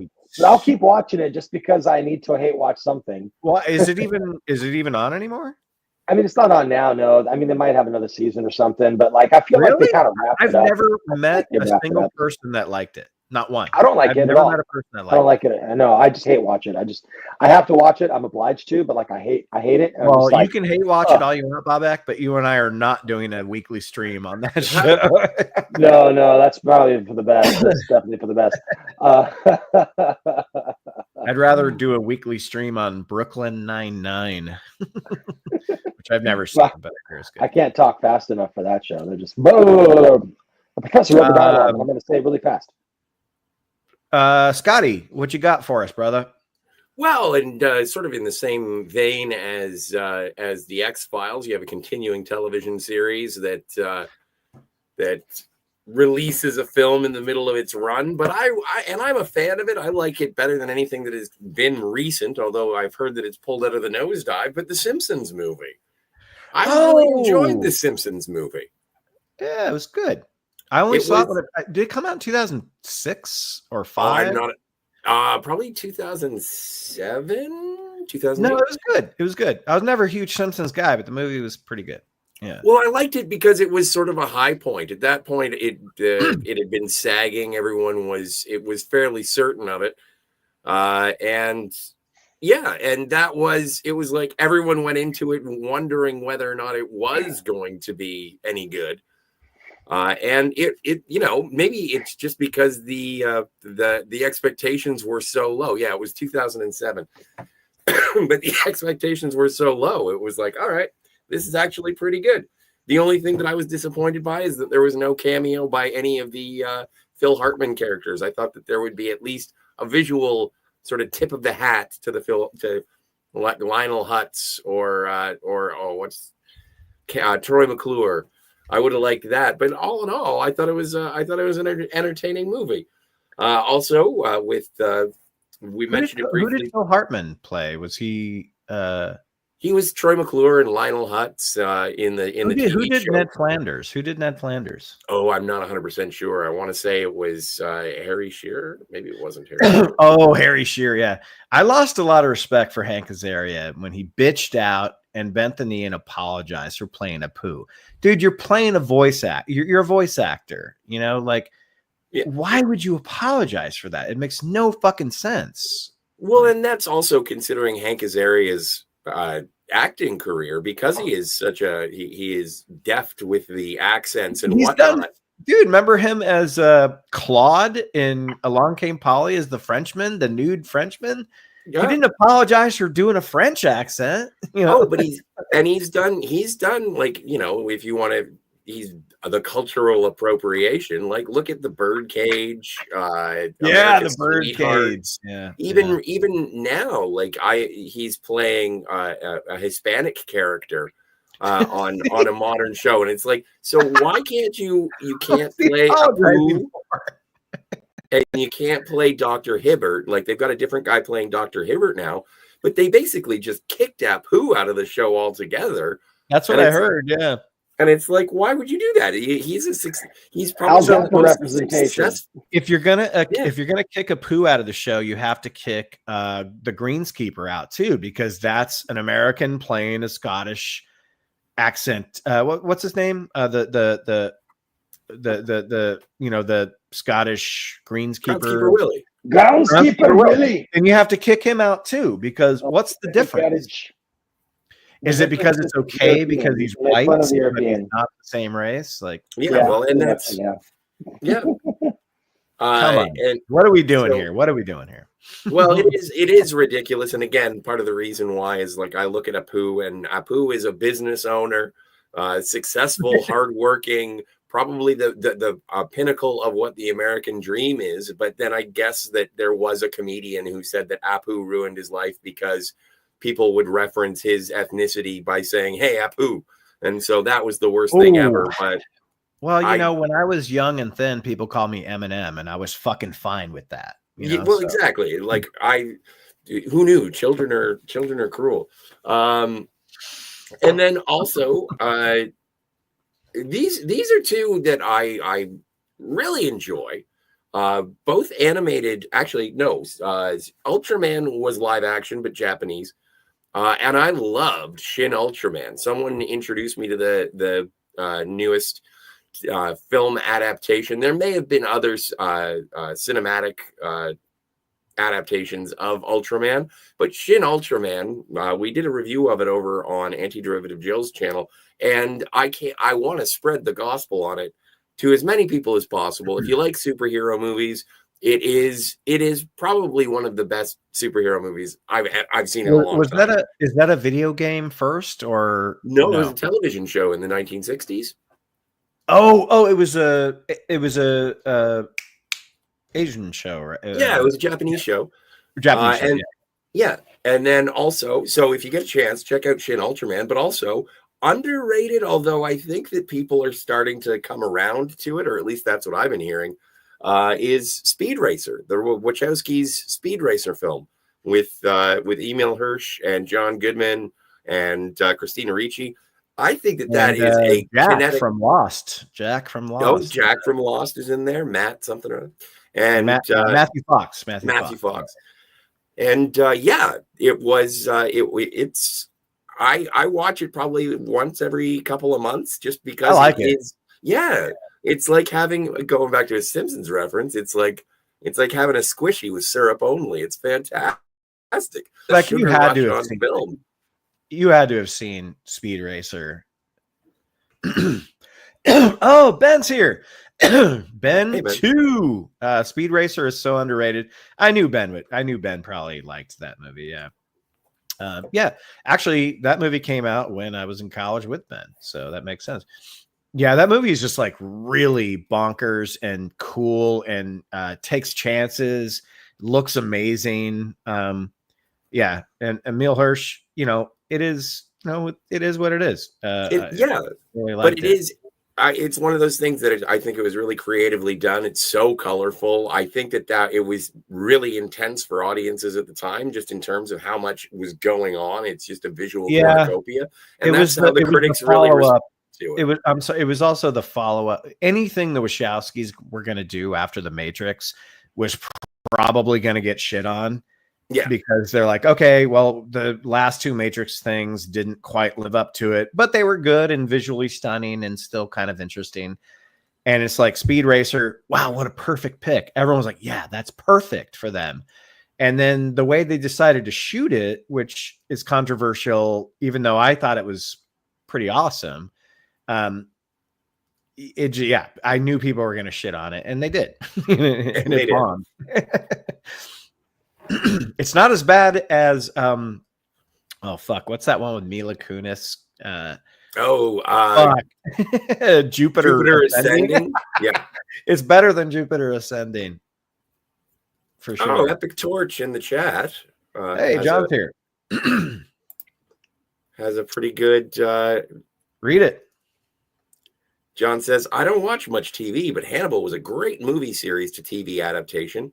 Haven't seen it, but heard good things about Bates Motel. Bates Motel is on my list. I was going to bring that up next, but yeah, John's right. He turned me on to Hannibal. It's fantastic. I didn't follow through with the show because I just I don't know, for some reason I just didn't finish the series, but the guy that played Hannibal was great. The guy that played Edward Norton's character, William Peterson's character in Manhunter, was great. And the show, like one of our other categories, it took on a life of its own, away from the books, away from the movie. As the story progressed, it went in kind of its own direction. And one thing I love. Well, wait, I don't want to get ahead of myself. Scotty, you're still going. No, please. After you.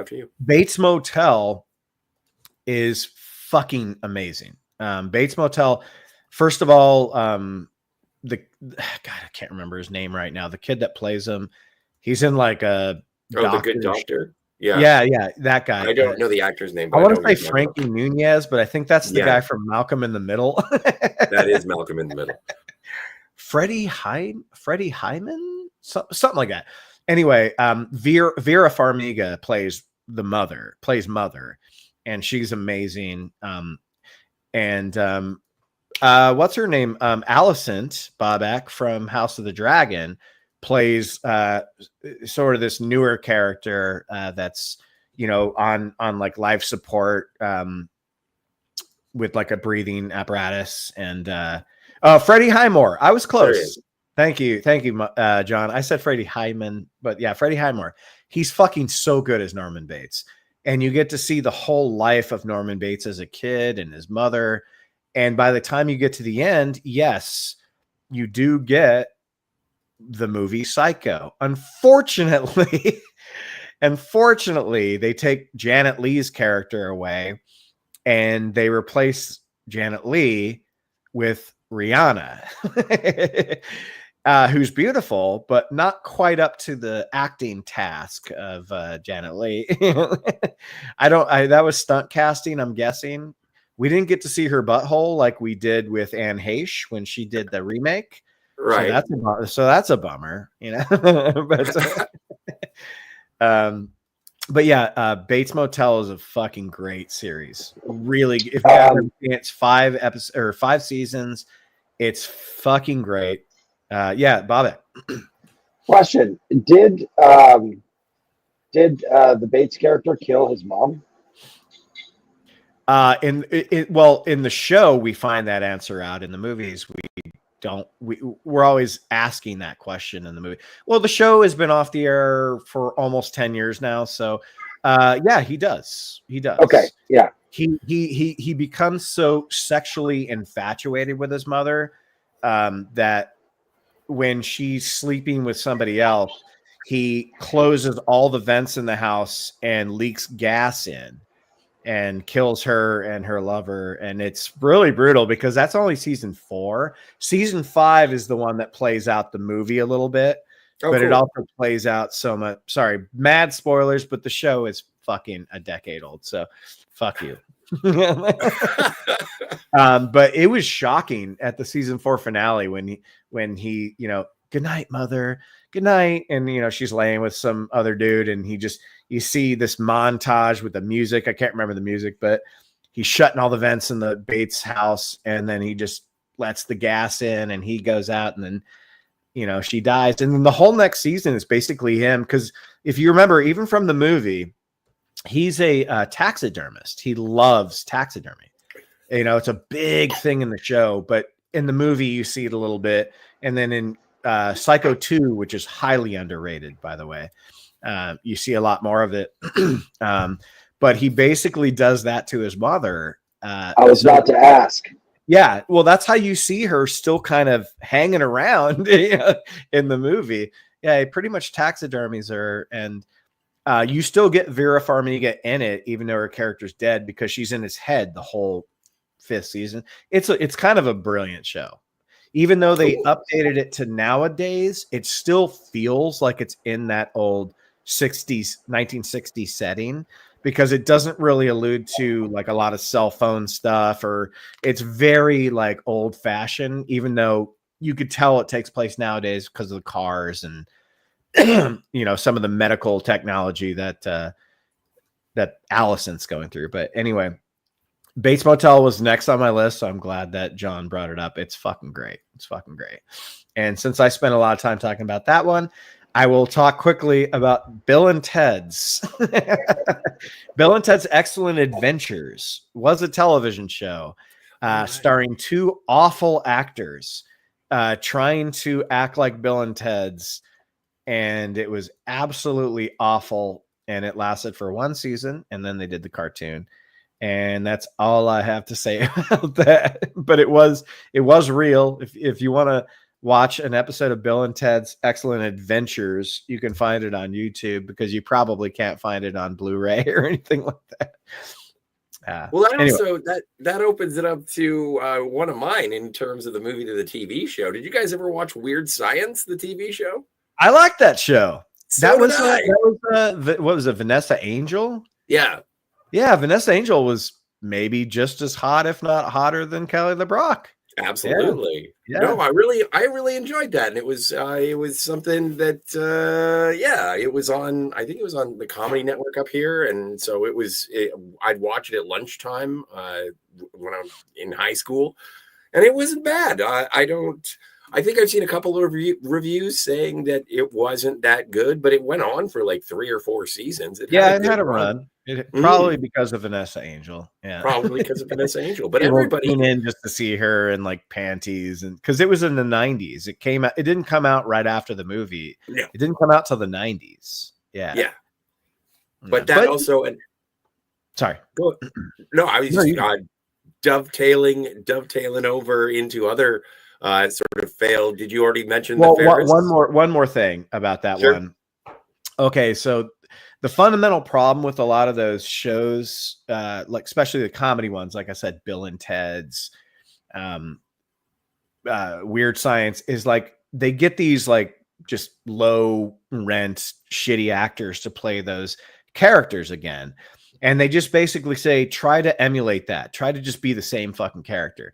Like the Bill and Ted's show was so bad because it's this guy trying to be Keanu Reeves and the other guy trying to be Bill who's like, and it just doesn't work. And then Weird Science, they're like, try to be Wyatt and try to be Gary. And it's like, why don't you just let them? It's so far, it's like 6 or 7 years removed from the show.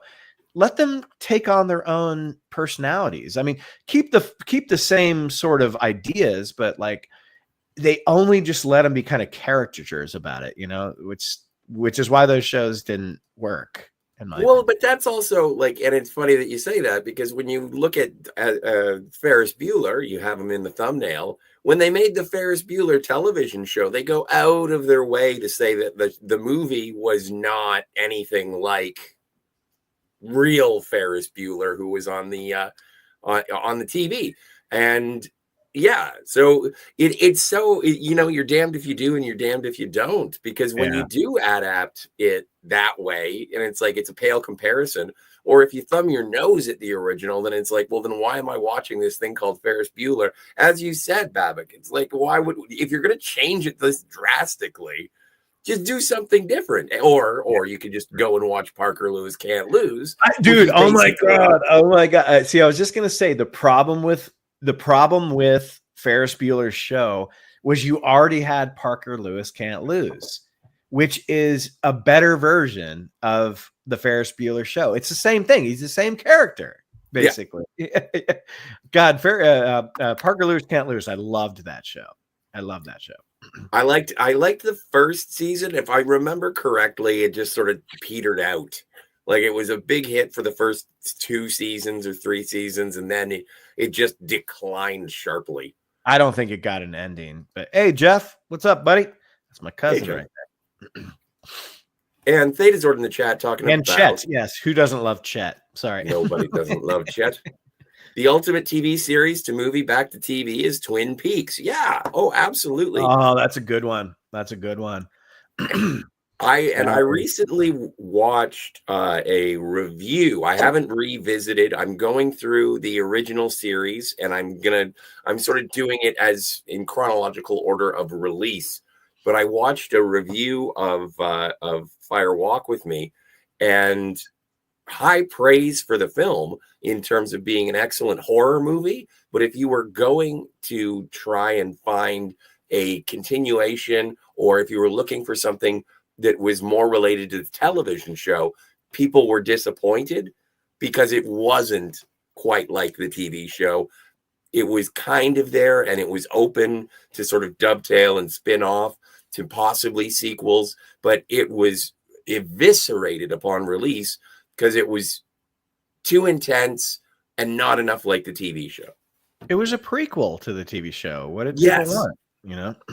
Well, and again, it was, and I remember when I started, and I'm sure I said this before, but when my girlfriend in high school, she loved Twin Peaks, and Fire Walk with Me came out on VHS, and I was like, well, if it's a prequel, should we watch it first?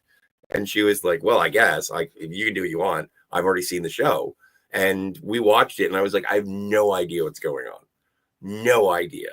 So you did need to see the show to get into the movie. Of course. Well, I mean, if you went straight into Star Trek the motion picture, you'd be a little lost. Oh, for at sure. least as far as like knowing who the characters are. Oh, absolutely. Of course. Yeah. Why, Dude, if you went people? into X-Files, Fight the Future, you would be fucking lost in the woods for eternity. You'd have no idea what's going on. So That's some of how I those said. movies, they bank on that.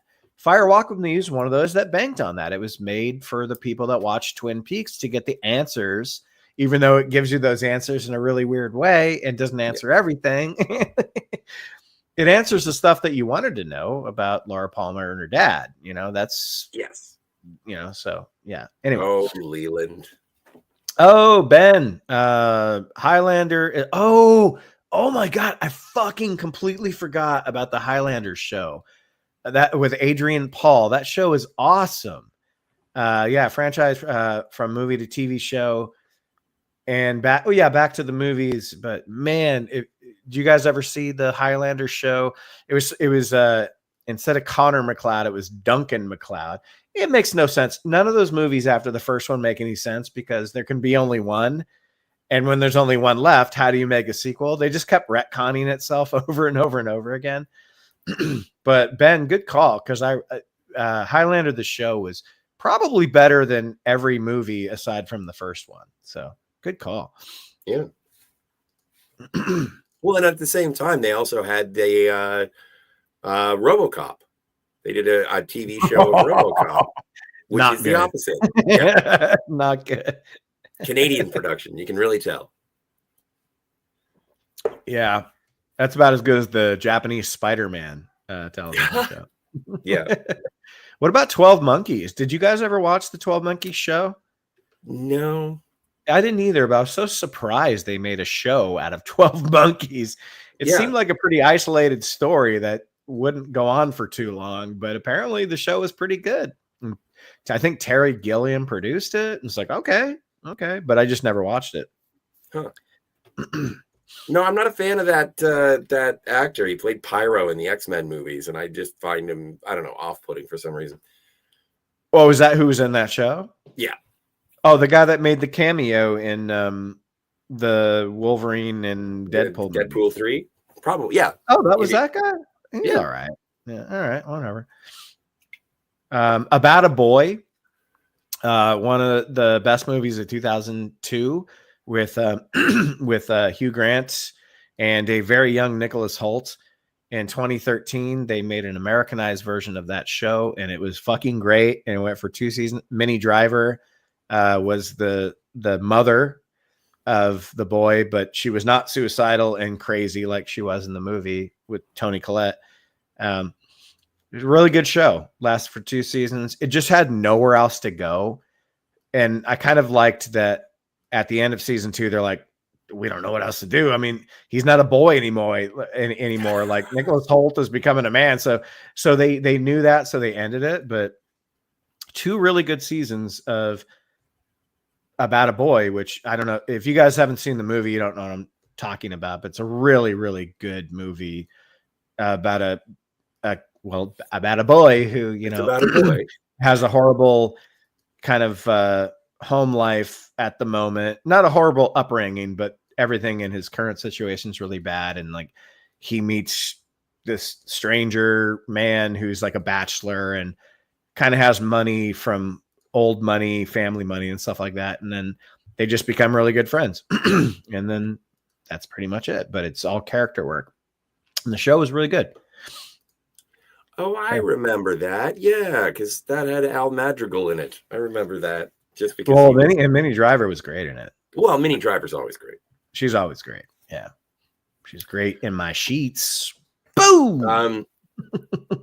I do want to give an honorable mention of movies, the TV show. You guys ever seen the Clerks animated TV show? No, but you and I think John talk about it a lot. It is rad. It's less than 1 season. It was like basically at a time when ABC was just being owned by Who Wants to Be a Millionaire, and no one really understood what it was. They even make fun of itself in the final episode, where it's like the movie was in black and white and there was lots of swearing, but you guys are just like a Simpsons ripoff. What do you think? I mean, it's really self-referential and funny. Yeah, no, I don't think it was John, but it was Ben. Me and you and Ben were on a stream, and Ben and you were like just gushing over the Clerks animated show. I still need to watch it. It's not obviously it's animated, and so they do change things like Jay and Silent Bob. They're not drug dealers. I think that they get around it because they sell bootleg fireworks or something, and it's got Alec Baldwin. Well, it's also it's so funny because it's a Disney show. It was on ABC, and so, oh my god, why would Disney think that Clerks would make a good? Maybe we could take the 37 dicks and turn it into 37 crayons, 37 kisses. You kissed 37 guys.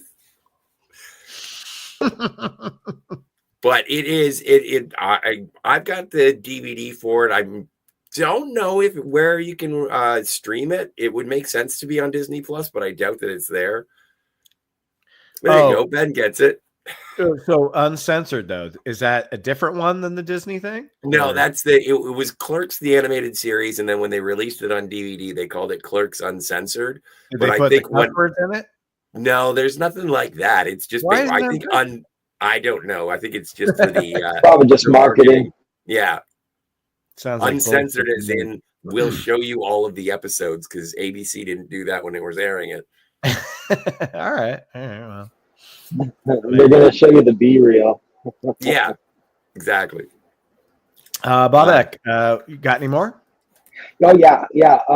So I've got, I would say for me, kind of like a B+ conversion, kind of. Okay. Anyway, I'll just get into it. Dune. I totally, was into the books and all that. And the original Dune movies were like, with like, I think it was David Lynch and all that. It was just so hard for me to follow.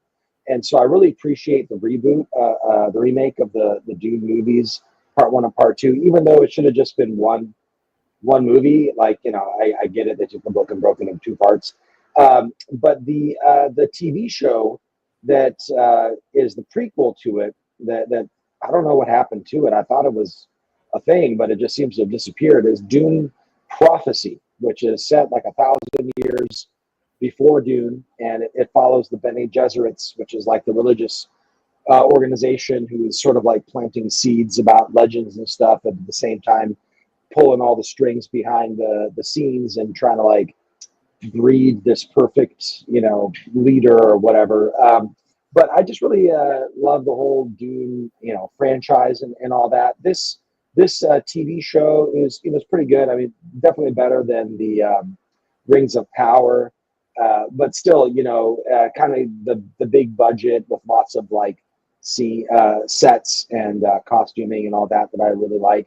Some of the casting, I don't know what the deal is. Like I don't know about the Dune Prophecy, the casting, some of the characters, the actresses, they look a little weird to me. I don't know if that was on purpose or what, but Dude, you fucking hate Rings of Power, man. dude, I hate Rings of Power, but Dune Prophecy, like they had a lot of like very interesting storylines and back characters and all that, but just something with the casting. I don't know. I don't want to look at the actors' faces or something. I don't know what it is. It looked kind of boring to me. I didn't see it. It's definitely it's the lore for the nerds, Like, is it attached to the movies though, where like you have to fucking watch this?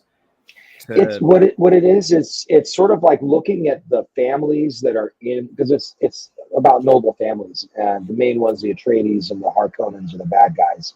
And so this still has those families, but it's like 1,000 years before, and there's like a different whole set. So in fact, one of the protagonists, she's a Harkonnen, which in the movies are the super bad guys. And but in this, this is an ancestor 1,000 years in the past, and she's like starting at the Bene Gesserits and all that. Oh, this is 1,000 years before like the movies are supposed to be. I think so. Yeah. Who cares about that? Well, it's if you're into the lore, Oh, okay. My bad. Yeah. But the technology hasn't advanced in 1,000 years. Like they still have the same spaceships after all this time. The body armor is still the same. Everything is still the same. So I'm like, you could have just said it was 10 years earlier. It would have made a difference. 1,000 years.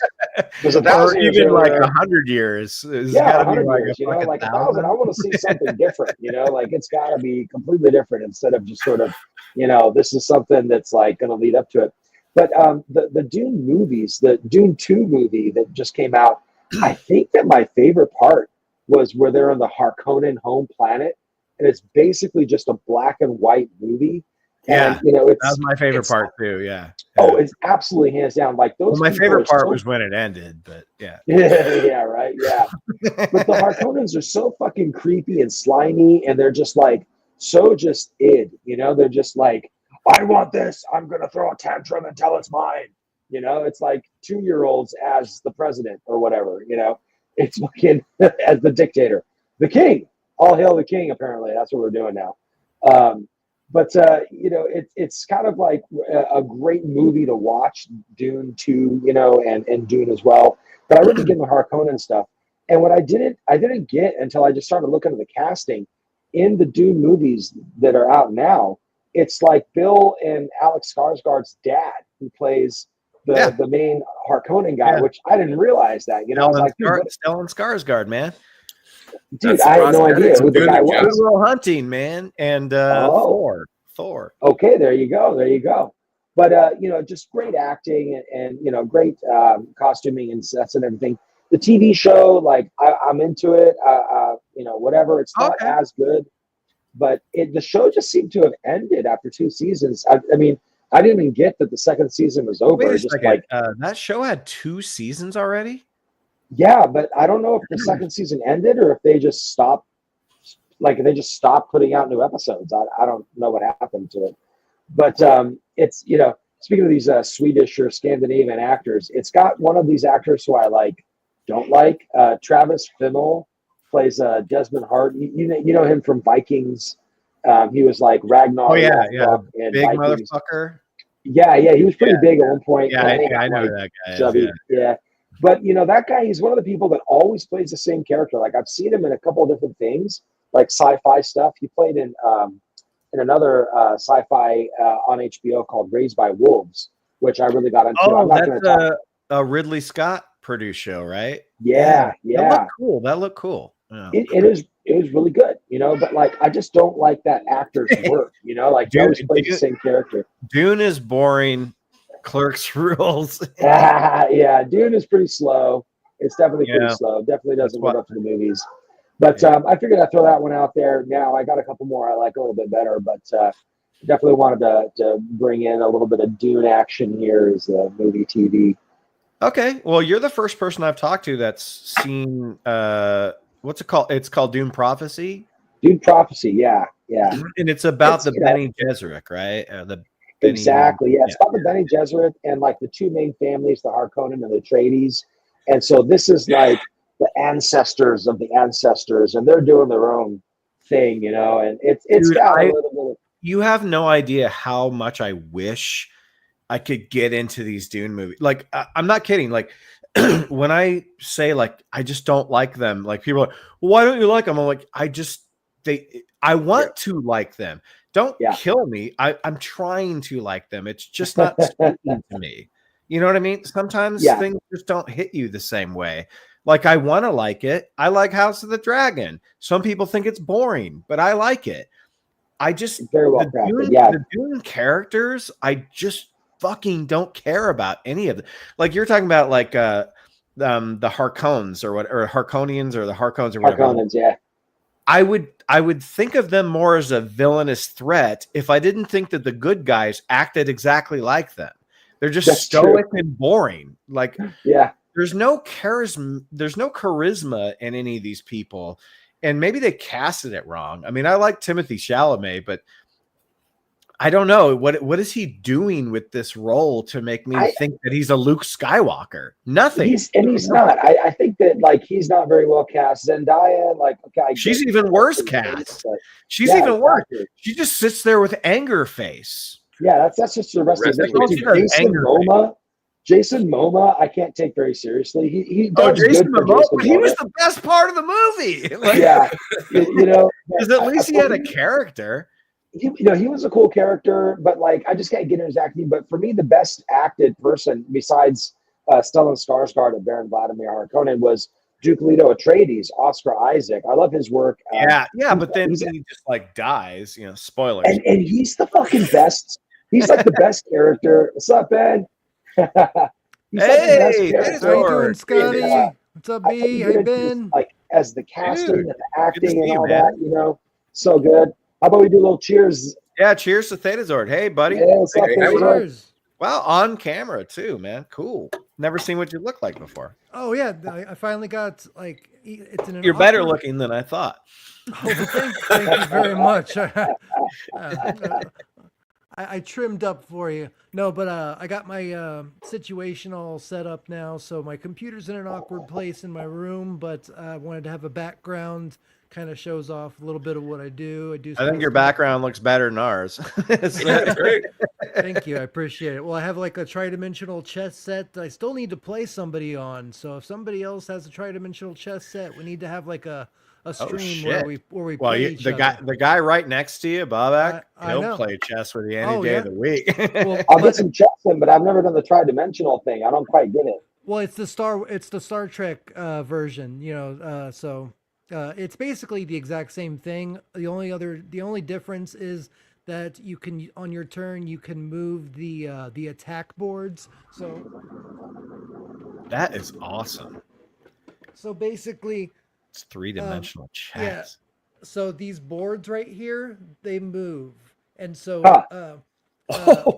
on your turn, you can like if you move this to this spot, then on your next turn you can move it and bring it down here. That's awesome. And so there's a lot more strategy that goes into it. And Yeah, stuff like I could that. see Bobak going like, because Bobak is like a master at chess. I could see him going like, "Ooh, this is like a new challenge. I don't know if I'm Yeah, I want to wrap my head around it. Well, you'll kick my ass then, but I'll have a good time doing it. Just knowing that I'll have I have the No, pieces and he everything wouldn't, ready to go. because you'd be surprised how dimensions change I've never everything. I've never played it though. Like I have. Oh, no okay, idea. okay. So you know, both be new at it. Yeah, exactly. So I learned the rules, and I've been trying to get somebody to come over and play it, but I haven't been able to yet. But it's really cool. Like it's basically the exact same thing. It has the same amount, even though it doesn't look like it fits all the pieces. It fits all the pawns. It looks like fun. It looks like fun, man. Yeah, it looks like you definitely don't want to be drinking while playing that, because you got to remember everything you do. Yeah, Dude, I hope there's magnets on that, because like I would knock the pieces off just trying to move the little thing over. No. Well, it seems like they stick in pretty good. No, So. well, But the pieces that you rest on top of them, you know. Oh, gotcha. Oh no, those are probably gonna go flying.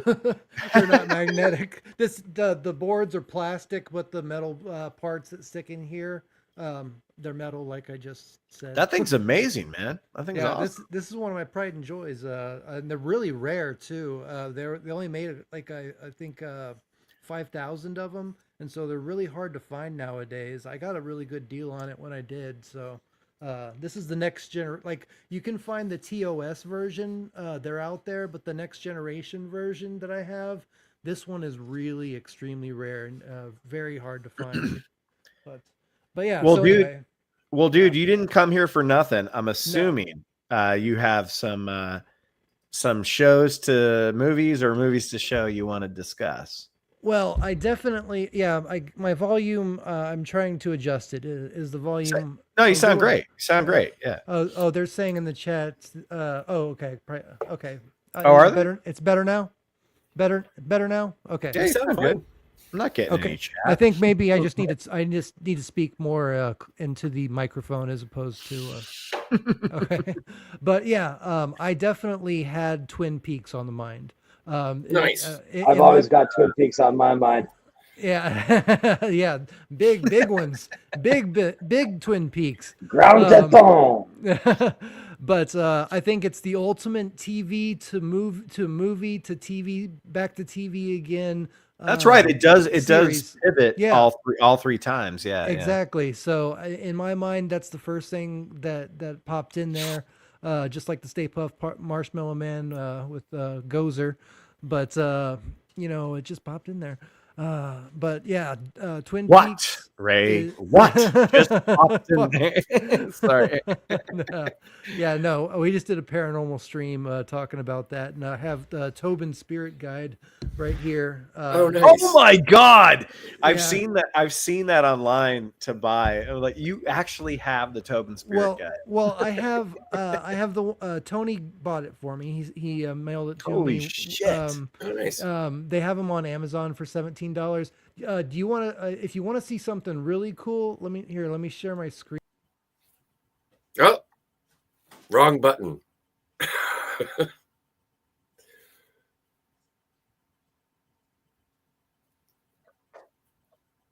Did you help him out, Scotty? Is he? I think he hit the wrong button. He was trying to share a screen because he wanted to.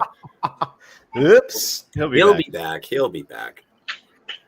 Social. There you Hey, go. social.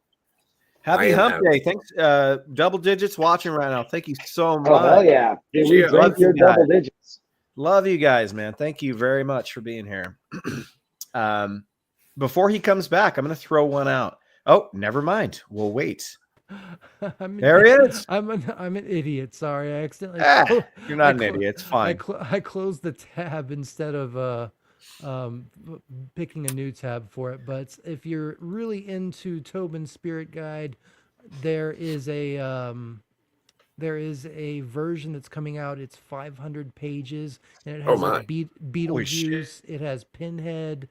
It has all these movie monsters, and they have like the class rating that they would be given on in the Ghostbusters lore. And check it out. It's in leather bound, has beautiful art. Oh, there it is. Yeah. Oh, that's rad. Yeah. Oh, it that's is- pretty. Yeah. It is amazing. It is expensive. It's Jesus $275. Christ, $275. What the fuck is in there? Well, exactly. I mean, all the ghosts. It says for the first time in almost 100 years, Tobin's Spirit Guide is now available in its first edition printing. So this is the edition that they would use in the movie. So wait a and they second. replicated it. Was that a real book? I thought Ghostbusters made that up and then they made the book after. No, yeah, they did. This is Oh, okay, somebody. This is somebody that is a prop maker, and they wrote basically Okay, like all of these movie monsters and stuff into it to make it more, to make it more professional looking and weathered and stuff like that. But it's huge. It's like I love it. 2 inches thick. Yeah. Jesus Christ. Yeah, it's 500 pages, and the artwork in it is beautiful. So yeah. Kind of reminds me of the Army of Dead book. Yeah. Well, the Necronomicon. Necronomicon. Yeah, the Necronomicon. Necronomicon. Yeah. Well, I got and- I got something to show you guys. I actually have the great Oh, sports oh, almanac. man. See, now if you would have had that back in the 40s. Yeah, it's kind of outdated now. Yeah, nowadays, yeah, but it's still nice prop to have. If you Yeah, have it like is, it is, yeah. a hoverboard and like a newspaper of George McFly. Well, it's amazing. Like every sports statistic in it is real. Real, yeah. Yeah, Oh, wow. yeah. I've actually seen somebody show it off before. You have to look at it really with a cool. fucking microscope because everything's so small. I mean, it's tiny text, Yeah. but it's Yeah. really cool to have that. It's fun. It's fun. yeah. I love having stuff like that relates to the film's actual props. Same here. that Same that here. you could say Hey. like, actually came out. What's up, dude? Hey, Canadian Spider-Man. Man. Hail, hail and cheers, Ben. Hey, cheers to you, man. And well, dude, I put a link in a Twitter thing if you want to jump on. If you don't want to, that's totally cool. But Well, it's okay, Ben. I do have to take my leave. I got a big day tomorrow. But thank you so much. I did want to, before I go anywhere, I have to fillet something. well, what's going on with Phantasmagorium? Oh, Phantasmagorium! Tomorrow night we're doing The Matrix Reloaded. We're continuing through our Matrix retrospective, and then on Friday I'll be with hanging out with Jill, and we're going to be talking about the original movie for Stargate. Nice. So you know there- what? That I'm, movie I'm- gets so much hate these days. I love that movie. I love James Spader in that movie. Oh, the whole movie: Kurt Russell, James Spader, even what's his name? French Stewart is in that movie. Yes, exactly. And the guy that plays the I guess the priest of the people that are Of Tatooine? outsiders. Well, No, it's the yeah, poor man. basically. The poor man's F. Murray Abraham is in that movie. Yeah, he's a great actor though. F. Murray Abraham. Sorry. Yeah, when they're talking about chicken, and he's like, "Oh, Bon dîner! Yeah, Bon bon dîner!" dîner! Bon dîner! Yeah, exactly. Yeah, That's the Oh, poor man's F. Murray Abraham. And that girl in it, she's fucking hot as hell. Yeah, she's smoking, and she showed up in the show.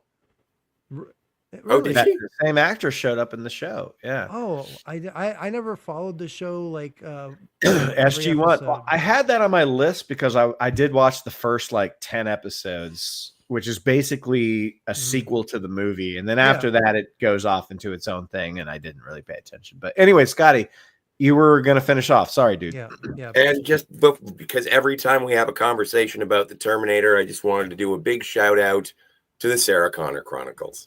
One of my favorite continuations. On my list. Definitely. On my Yeah, list. Definitely. Yeah. That was one of the ones that it was really good. I'm assuming it was on Bobak's list or maybe not. I don't know.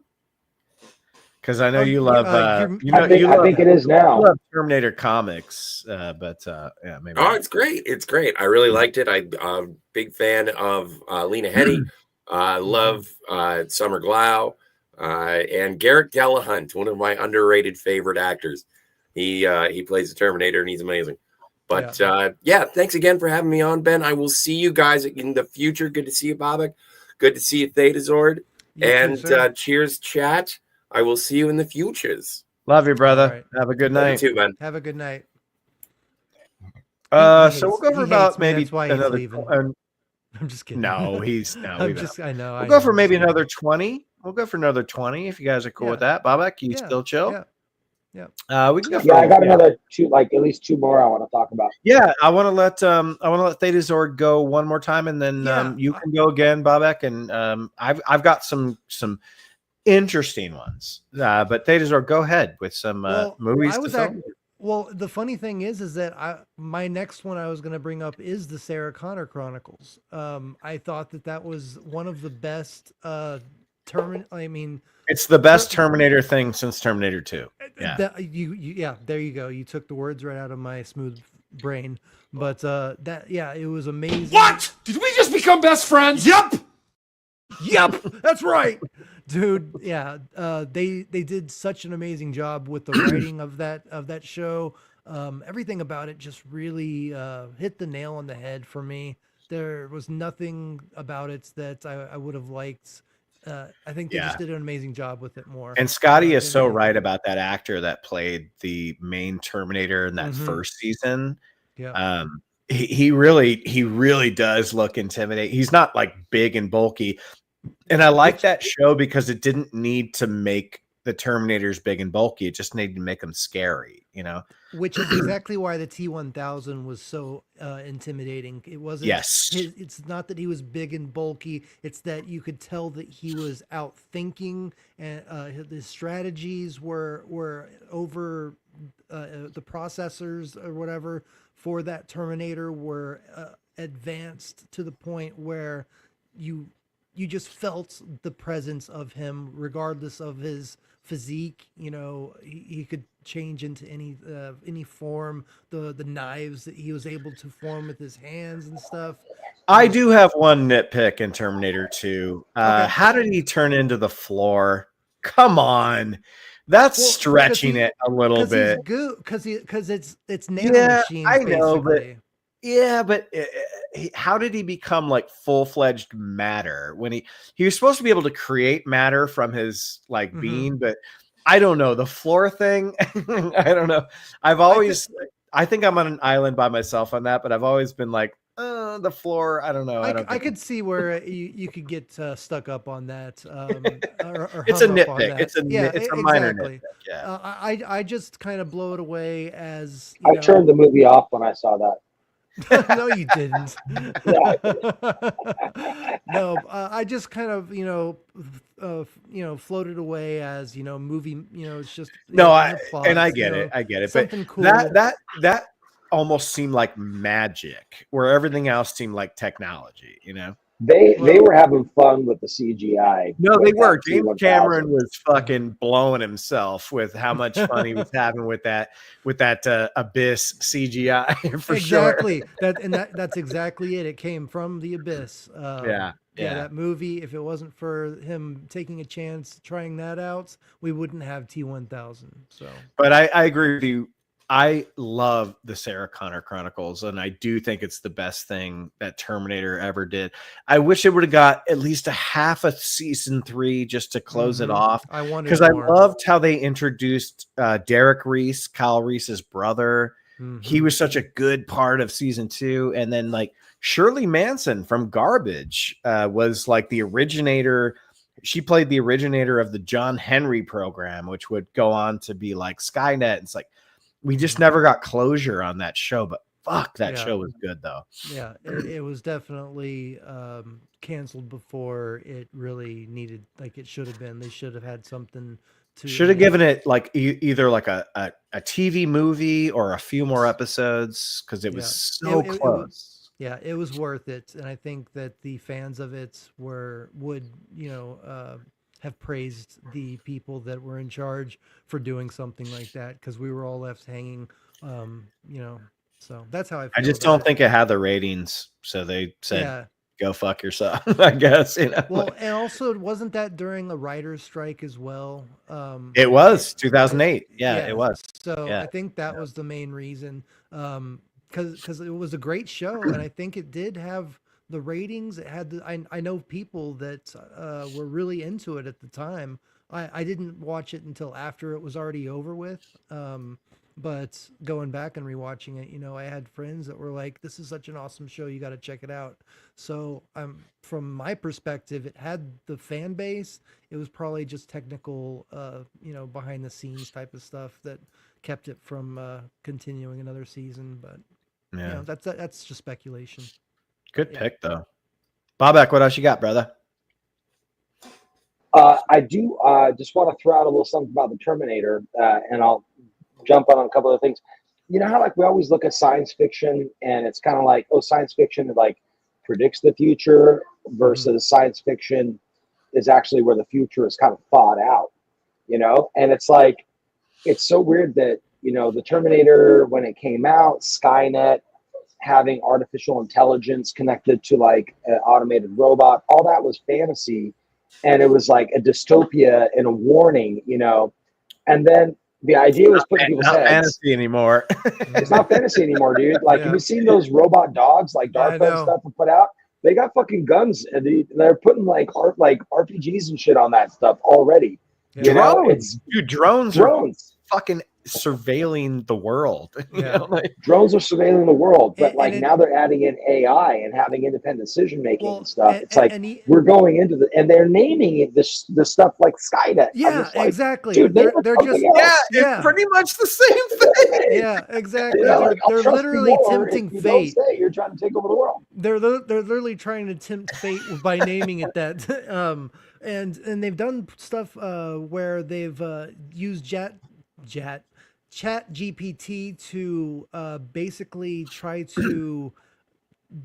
I don't know if I don't remember if it's that they were trying to convince it to disable itself or something like that. But it started to react and lie to the people. So wonderful. It was already starting to take up and try to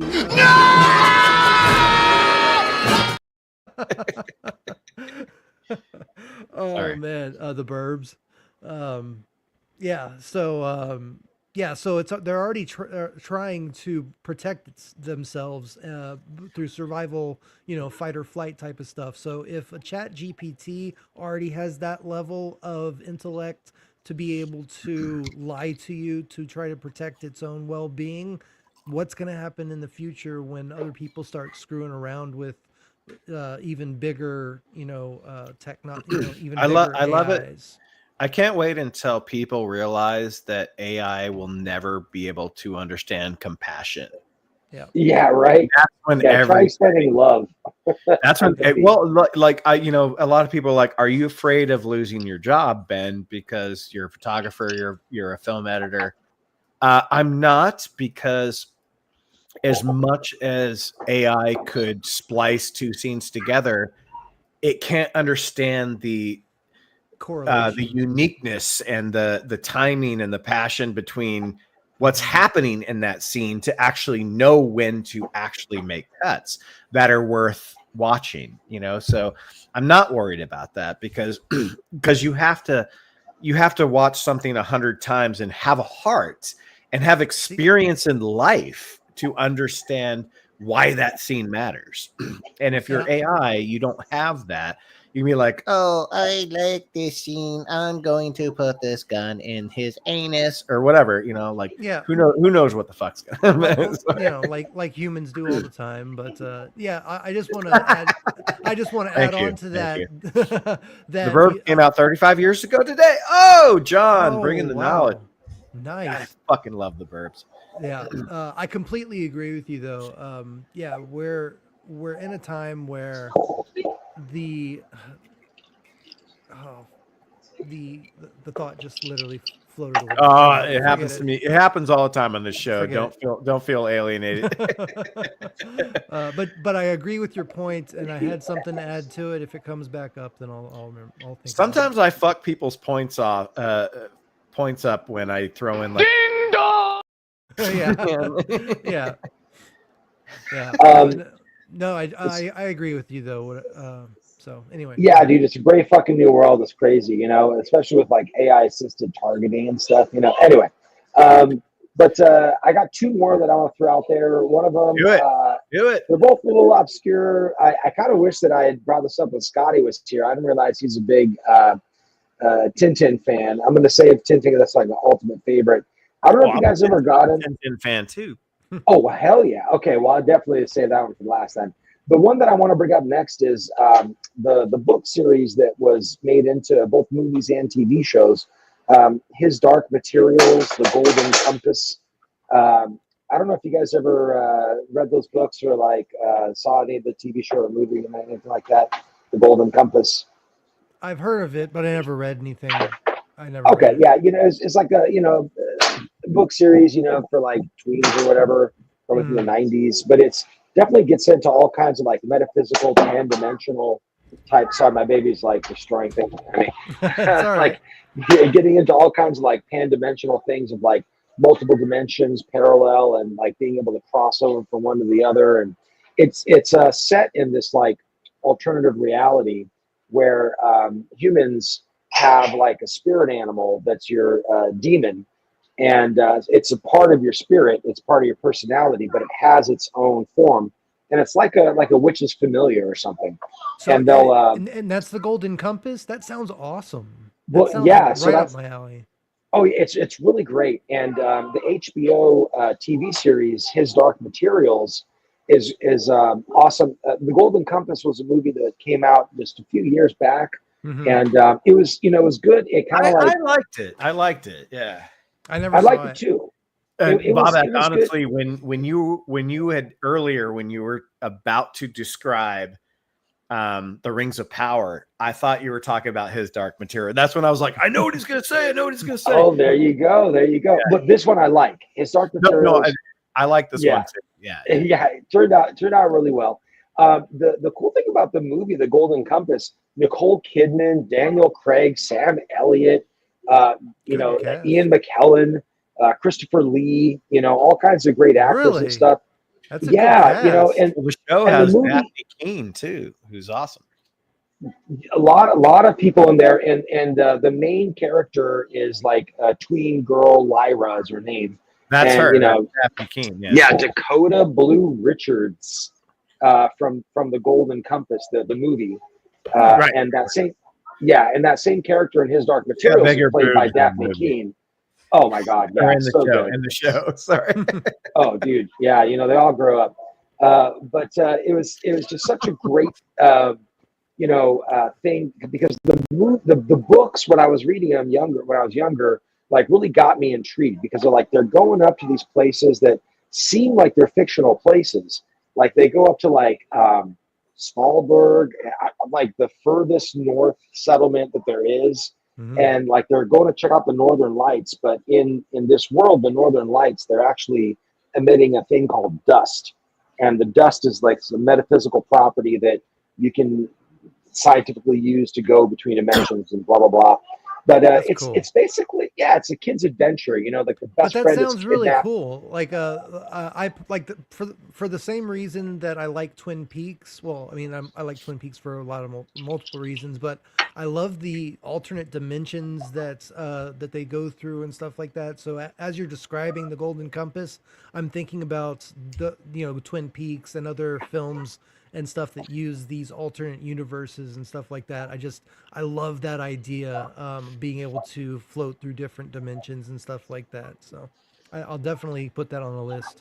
Yeah, it's a lot of fun, and they have fun with like because it's an alternate dimension, a lot of things seem very similar, but a lot of things are like really different. So they can get a lot of critiques. The book itself was like a big like anti-religion like diatribe about like how the magisterium is basically like the Catholic Church on steroids, where like they control this alternate world, and they're hunting people down, and they're trying to like figure out how to like surgically sever the connection between the child and their familiar. Because his Dark Materials very like religious based, right?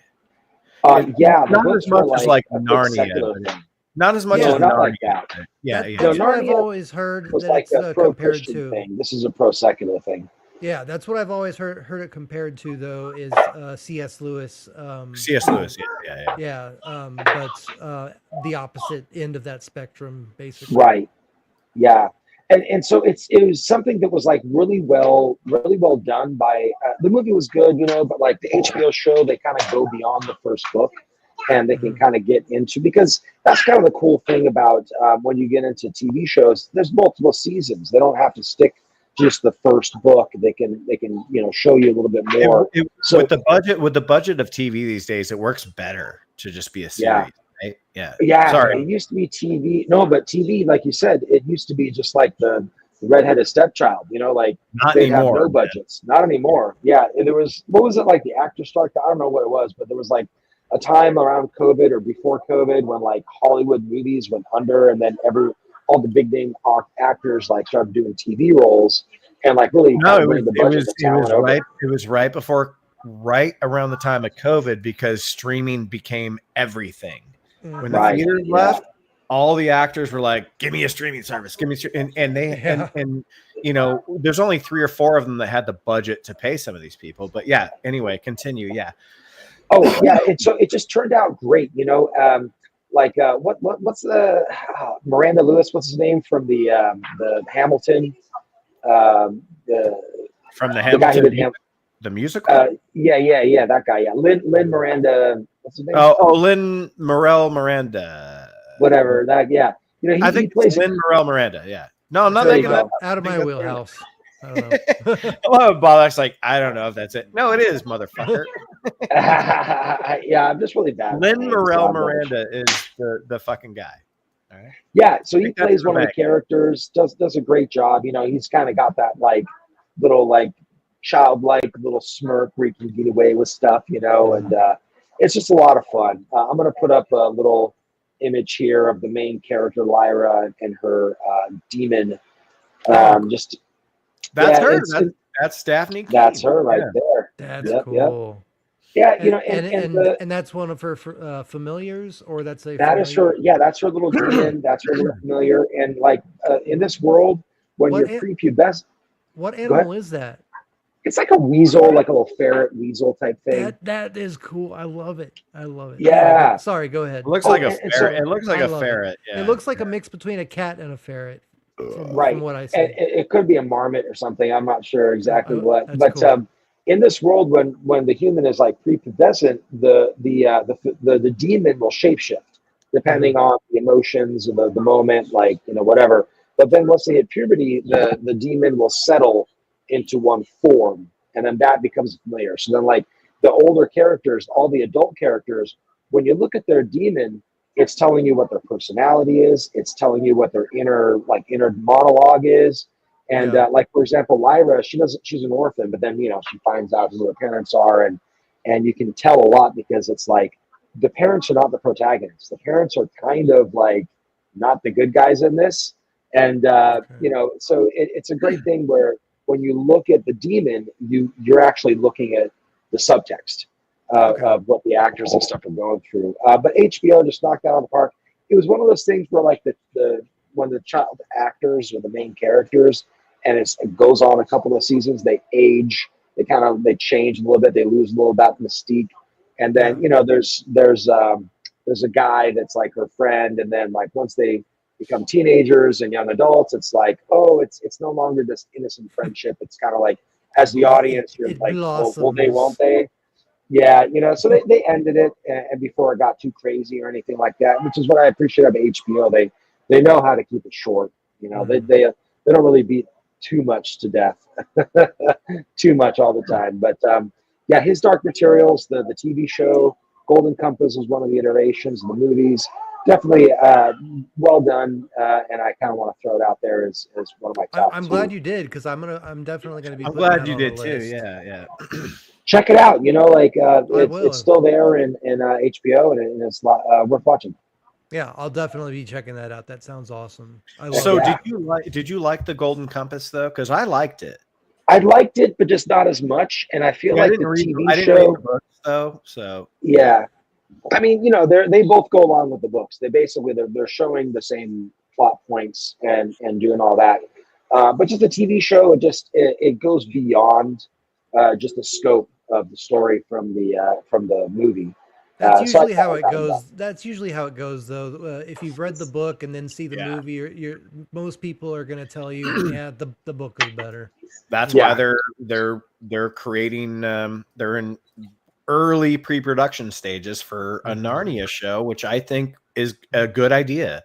Because I actually liked all three of the Narnia movies. I did too. I did Varying degrees of quality. The first one's probably the best, or maybe the second. Maybe Prince Caspian was really good. I like the first one. Don Treader was kind of. You could tell that they didn't have the same budget, but I thought all three of them were good, and they never got to complete because there's 7 books. You know, so I would love to see. I can't wait for that show. Yeah. Oh, the girl. Is she there again? Yeah. Bring her up. She should Bring be her in up. bed, but she's Well, got she a hasn't- little sticker she hasn't book. seen Betazord yet. She's Oh, gotta that's say right. hi. There's Betazord. sweetheart. There we go. Hey, I've Say seen. hi, I've met her before. Oh yeah, he Hi. does. Hi. Yeah. How you Good doing, girl. cutie?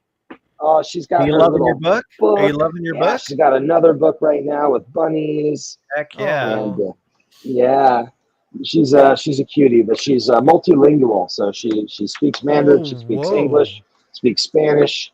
It's all over the place. That's amazing. She's that much more smarter than I am. Yeah, exactly. She's not even 2. I'm 44 years older than her. Oh, Well, yeah, she just picks up words so much, and she's so smart. That's awesome. Way to Yeah, go. she's a good baby. But here's one of her Mandarin books. So I can't show it to you. She won't let me. But anyway, Yeah, she's busy learning. that's right. That's Yeah. right. She's getting as many wrinkles in that noggin, in that brain as she can. Wrinkle that brain up nice Wrinkle and that. good. Yeah, exactly. Wrinkle it up. That's Soak it in awesome. water. Way to So go. who's That's cool. who is next? You are Me. I'm going to go with the show that I cannot believe has not been mentioned tonight, because aside from Cobra Kai, which I called the best show to ever be based off of a movie, Buffy the Vampire Slayer Oh, good. is Oh, the second wow. best. Like 7 seasons of a show that was eons better than the movie that it was based on. Yeah, but Christy Swanson was fucking hot as hell. Oh, dude, she was Bobek. Remember, she went to our high school. No. Christy Swanson. Yeah, remember No. our guidance counselor, Miss Swanson. Yeah. Are you lying? Or No. I've been having a lot of people mess with me on streams No. lately. So She was 3 years ahead of us. So when we were freshmen, she was a senior, but her mother was the guidance counselor. And every time we would go into the guidance counselor's office, it was all just posters of Christy Swanson movies because her mom was Mrs. Swanson. Yeah. She was literally, I think, my first big crush. Either it was between her or the Kelly Kapowski from Saved by the Bell. Yeah, Kelly Kapowski, man. I can't remember her real name, but yeah, those were the two in my childhood. That was like, and then when Power Rangers came out, Amy Jo Johnson took the place, and then Sarah Michelle Really? Gellar. Oh yeah. Did she die? No. But Who is the one that died? Well, the Yellow Ranger. Okay. And the girl you're talking about is Tiffany Amber Thiessen. Tiffany Amber Thiessen. Yeah. But then what Power Ranger died? I heard one died recently or something. Recently? That is my hero. It was Jason David Frank. He was the Green and White Ranger. I met him twice. He actually, No way. Yeah, I did some magic tricks for him and his family because I was a bar magician, street magician for about 8 years. And Are you serious? Yeah. Oh, dude, we got to have you on a show just to do that. I've done a couple tricks on some streams before, but yeah. So I did that for him, and got a picture with him after his first pro MMA fight. And Wow. he made the guy submit. The guy who was like 120 pounds heavier than him, and he submitted the guy in 43 seconds. It was amazing. Jeez. Like it was but the thing is he landed on when he dropped him to the ground, he landed on his leg on his back, and like messed it up a little bit. So he was in a lot of pain, but he still stayed around to meet his fans and everything, and got a picture with them. And then I met him at a con too, but we didn't really That's get awesome. to chat then. But yeah, he was my childhood hero. He was, the green and white I got to see Ranger. you do some magic soon, man. Oh yeah, I mean, I got a deck of cards right here. I always have. Well, I'm gonna polish off Buffy because Yes, please. Yes. man, this show means a lot to me. I didn't watch it during its initial run. I watched it when I was in the military, and I had a huge crush on Sarah Michelle Gellar. As Did we just become best friends? Yeah, dude. Seriously, right up. What? Did we just become best friends? Yep. Yeah, Sarah Michelle. I have a poster of her in my closet still. She's just like, and not only is she like attractive and beautiful, she's so good in this role, and she took this role for 7 years and really turned it into something devastating. Like the show gets really sad. Like when the show, because the movie was kind of a comedy. If you remember, for sure. Oh, it was like a joke. Yeah, it was like it had Pee Wee Herman in it. Yeah, exactly. Pee Wee Herman was Luke Perry's best friend. And Yeah. When they it had did like that David Salem's, Arquette in it. Yeah, they did the Salem's Lot thing where like he was like outside of his window messing with him. I mean, I mean, that movie, and also. I forgot who was the next Karate Kid, the woman. Hilary Swank. Hilary Swank was in it.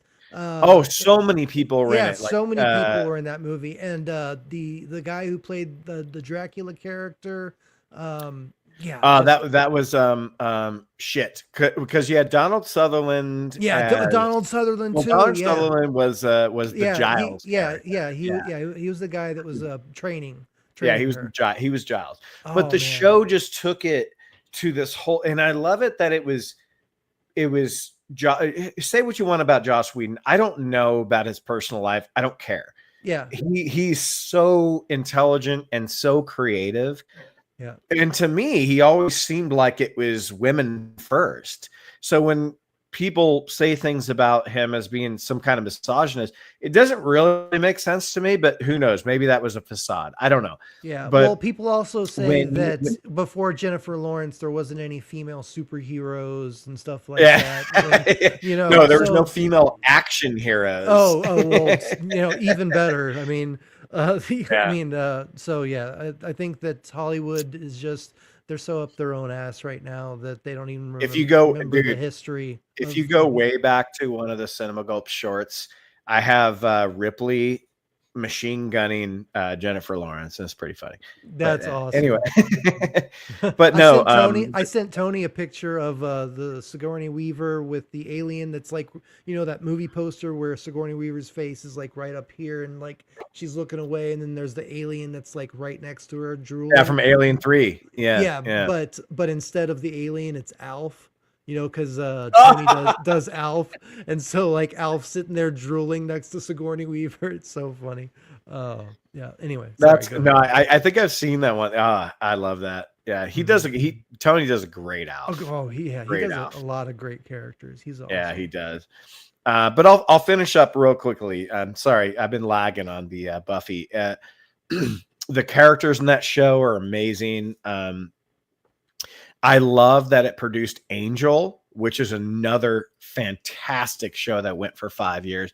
So if you accumulate all those together, you had 12 years of a Buffy cinematic universe based off of one movie that did okay in 1992, starred Luke Perry.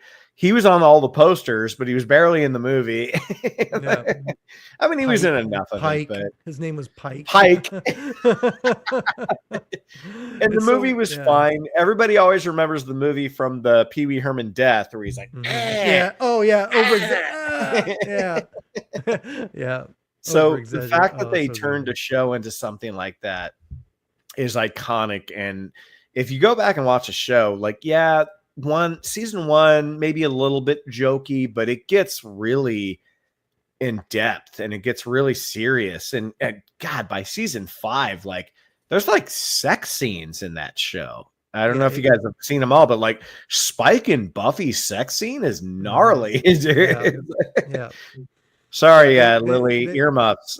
Yeah, I know. I was wondering No, if she could hear us. no, Bobak's got headphones on. She Okay, can't hear shit. okay, good. Hey, Yeah, Lily, you're so fucking cute. Oh, she just wants to be on Daddy so bad. Yeah. She's like, Daddy. Yeah, look, I'm reading a Mandarin book. Look, check this out. I'm smarter than you. She is. But right now, she's trying to figure out the already keyboard. smarter than me. That's easy though. Yeah, but what she's doing is she's trying to like type. Oh, shit. Look, she's I bet trying you. to. I bet you she hit the save. Yeah, exactly. But Oh. that's it for me. What else you got? Buffy was kind of. I was surprised no one else brought up Buffy the whole night. You know, I it's completely slipped my mind until you brought it up, and then all those memories started flooding back because I actually bought the book at a book fair. Yeah, Bobek, you were starting did he to hit the button, Bobek? Yeah, Did he you were hit the starting button? to say She's mashing everything on the keyboard, everything on the screen. She's having a field day. You should see the chat when she hits enter.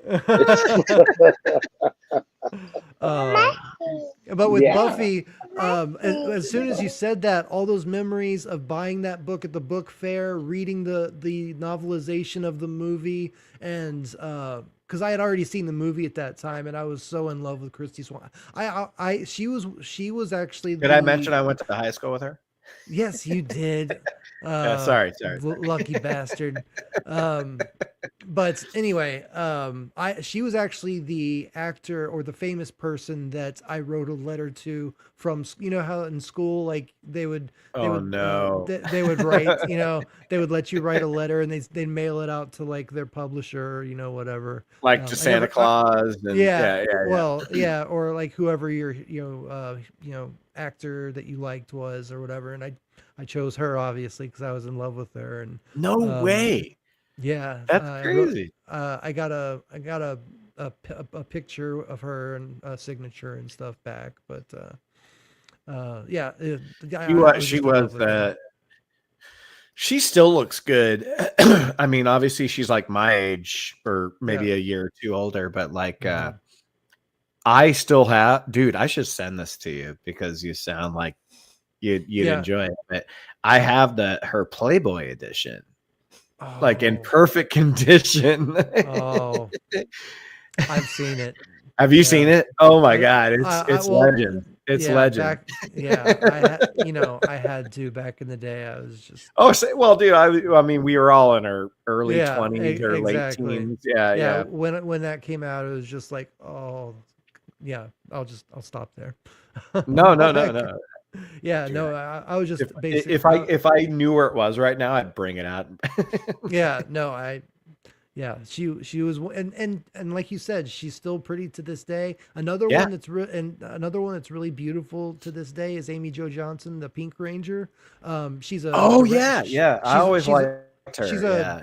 She writes music. She's a filmmaker now, and she still looks so gorgeous. Like you can tell that she's a little older and everything. But she looks. She looks pretty much the same. I've seen her too on like some interviews. Yeah. She was a gymnast. Yeah, she looks great. She's always had a very good physique and everything. She's taken care of her, her skin and everything very well and everything. She's very, very, and she's very. She's not smoking 2 packs of Camels a day. No, exactly. She's very wholesome, and I donated to her first movie project, and so she ended up sending a video message to me, just saying, like, thank you so much for your support. Yeah, I wish I still had it, but the laptop that I had. Oh, dude, that's so cool, man.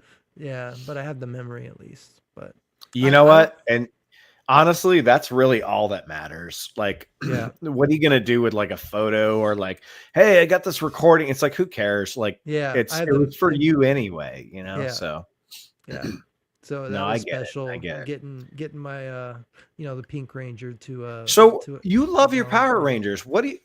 Is the movie one of your picks here? Because but No, or the well, newer movie? Because I liked the newer movie. I had I mean, fun with it it as was a much as little I bit of a could. mess, but you know. I didn't like the pushing of the advertisements for Krispy Kreme donuts and I don't even remember that. yeah, they made sure that like the final action sequence with the Zords was located at or at Krispy Kreme donuts. That's where the Zeo crystal happened to be buried underneath this Krispy Kreme donuts. So Rita Repulsa's going to Well, I was going to say, more yeah. importantly, Rita Repulsa. What do you think about what wasn't it? What's her name from Elizabeth Banks? Yeah, Banks. Yeah, yeah. Was that kind of an insult, or was that good? It wasn't an insult. I didn't. I would have liked something a little different. I would have liked a lot different, honestly, with Zordon. He was more of an asshole in this in that film. And that was Bryan Cranston, right? Yeah, and Brian and at the time Bryan Cranston was coming out and like saying a bunch of he was very anti other political parties, and like he was talking he was one of the ones that was like, you just a bunch of redneck idiots and all that stuff. So Bobak, to catch you up, we're talking about the Power Rangers. The Power Rangers show and the Power Rangers movie. Yeah. I did like the original movie back in the day. I like that movie too. Yeah, it was called Power Rangers Mighty Morphin. It was the Mighty Morphin Power Rangers the movie. It was like Transformers the movie. It was like 1995. Five, yeah. Four? It must have been. It was 4 or 5. Yeah. Because that's when it started to get really popular. Back in the. I like those movies because I liked. Well, Bobak knows. I liked Saber-Tooth Tiger. I love the Asian. Yeah. I love the Asian chick. Oh yeah, well, but she wasn't in that movie. She had passed. Oh, she wasn't in the movie. Oh, okay. She had passed away by then. Shit! Oh, yeah, she passed away pretty quickly after. I think it was like 2 years after she had left the show. Wow, I did not know that. Oh, okay, yeah, maybe she was still alive. She got in a car wreck, unfortunately. Shit, that's a bummer. But she was great though. She and to your point, the Saber-Tooth Tiger, I am a feline lover. Like I have my babies or my cats, so the Saber-Tooth Tiger was always one of my favorite Zords as well. But obviously the Dragon Zord with the Green Ranger just rocks all, because Tommy, the Green Ranger, was just amazing. And then he got the white light power. And turned into the White Ranger, and now you can't say white power, well, that's probably a good thing. Lemon Pie says, Zord, good, cool to see you on the panel. It's great to see you too, Fruitcake. I love you so much. Did you call him Fruitcake? Yeah, well, yeah. He always comes to my chat and calls everybody fruitcakes, and I'm the I'm one of the only people that calls him a fruitcake back, but he spells it FROOTCAKE. So instead of like actual like fruit, it's FROOT instead of FRUIT. Doesn't matter. Lemon Pie is awesome. He's awesome. No, yeah. He's a wrench in my chat, and he's always in there. Oh, that's great. Yeah, he's kind of always here too. Like now that I think about it. Yeah, he deserves to be a wrench. He's awesome. He takes care of business. So is he one of your wrenches? Okay. Oh yeah, he's amazing. We don't have any wrenches.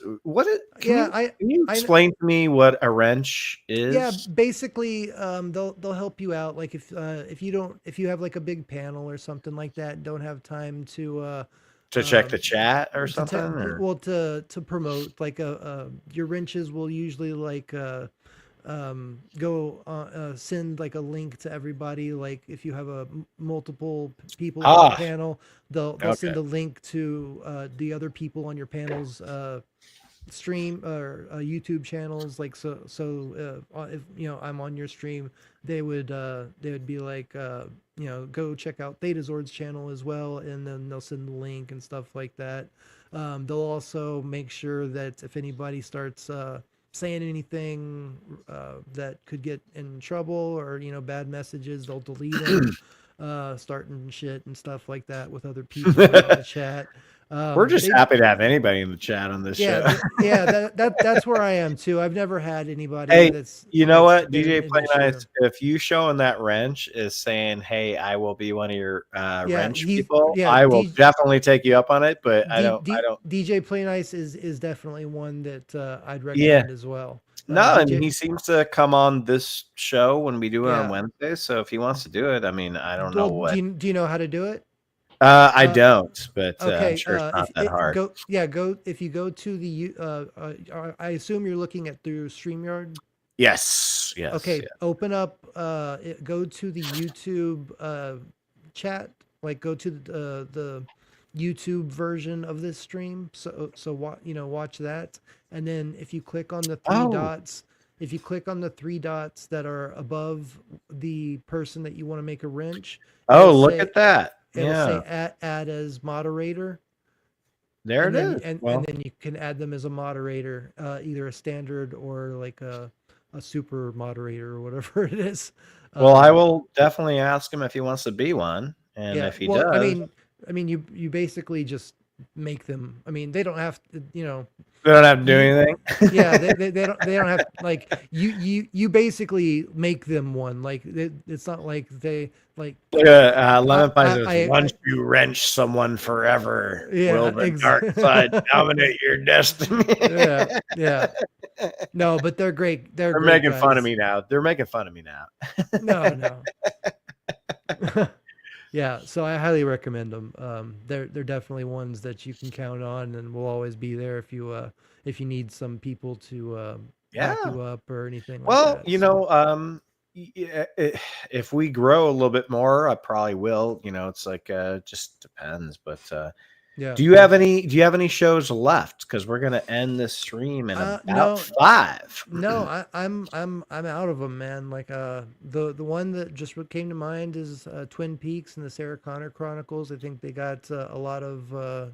I mean, Twin Peaks obviously is just the ultimate in my opinion. And then Yeah. I thought the Sarah Connor Chronicles was going to be one that nobody would have thought of, but apparently not. Well, no, we just both like it. That's great. Yeah. Well, Yeah. and Scotty too. I think he's the one that brought it up before he left.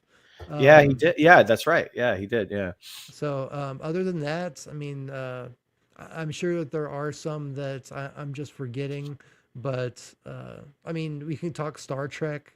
I'll just say Star Trek. Star Trek. Going from the TV series, then going to the movies, and then going back to TV, and then going back to movies, even though the newer movies. So Yeah. But anyway, I'll just say Star Trek, just because I love Star Trek. So I'll say right now, best movie to show. I've said this already. Cobra Kai. Yeah, And Cobra then, Kai. You've already Buffy. said that. So Yeah, and then Buffy. And then if I were to go like show to movie, ooh, that's so much tougher.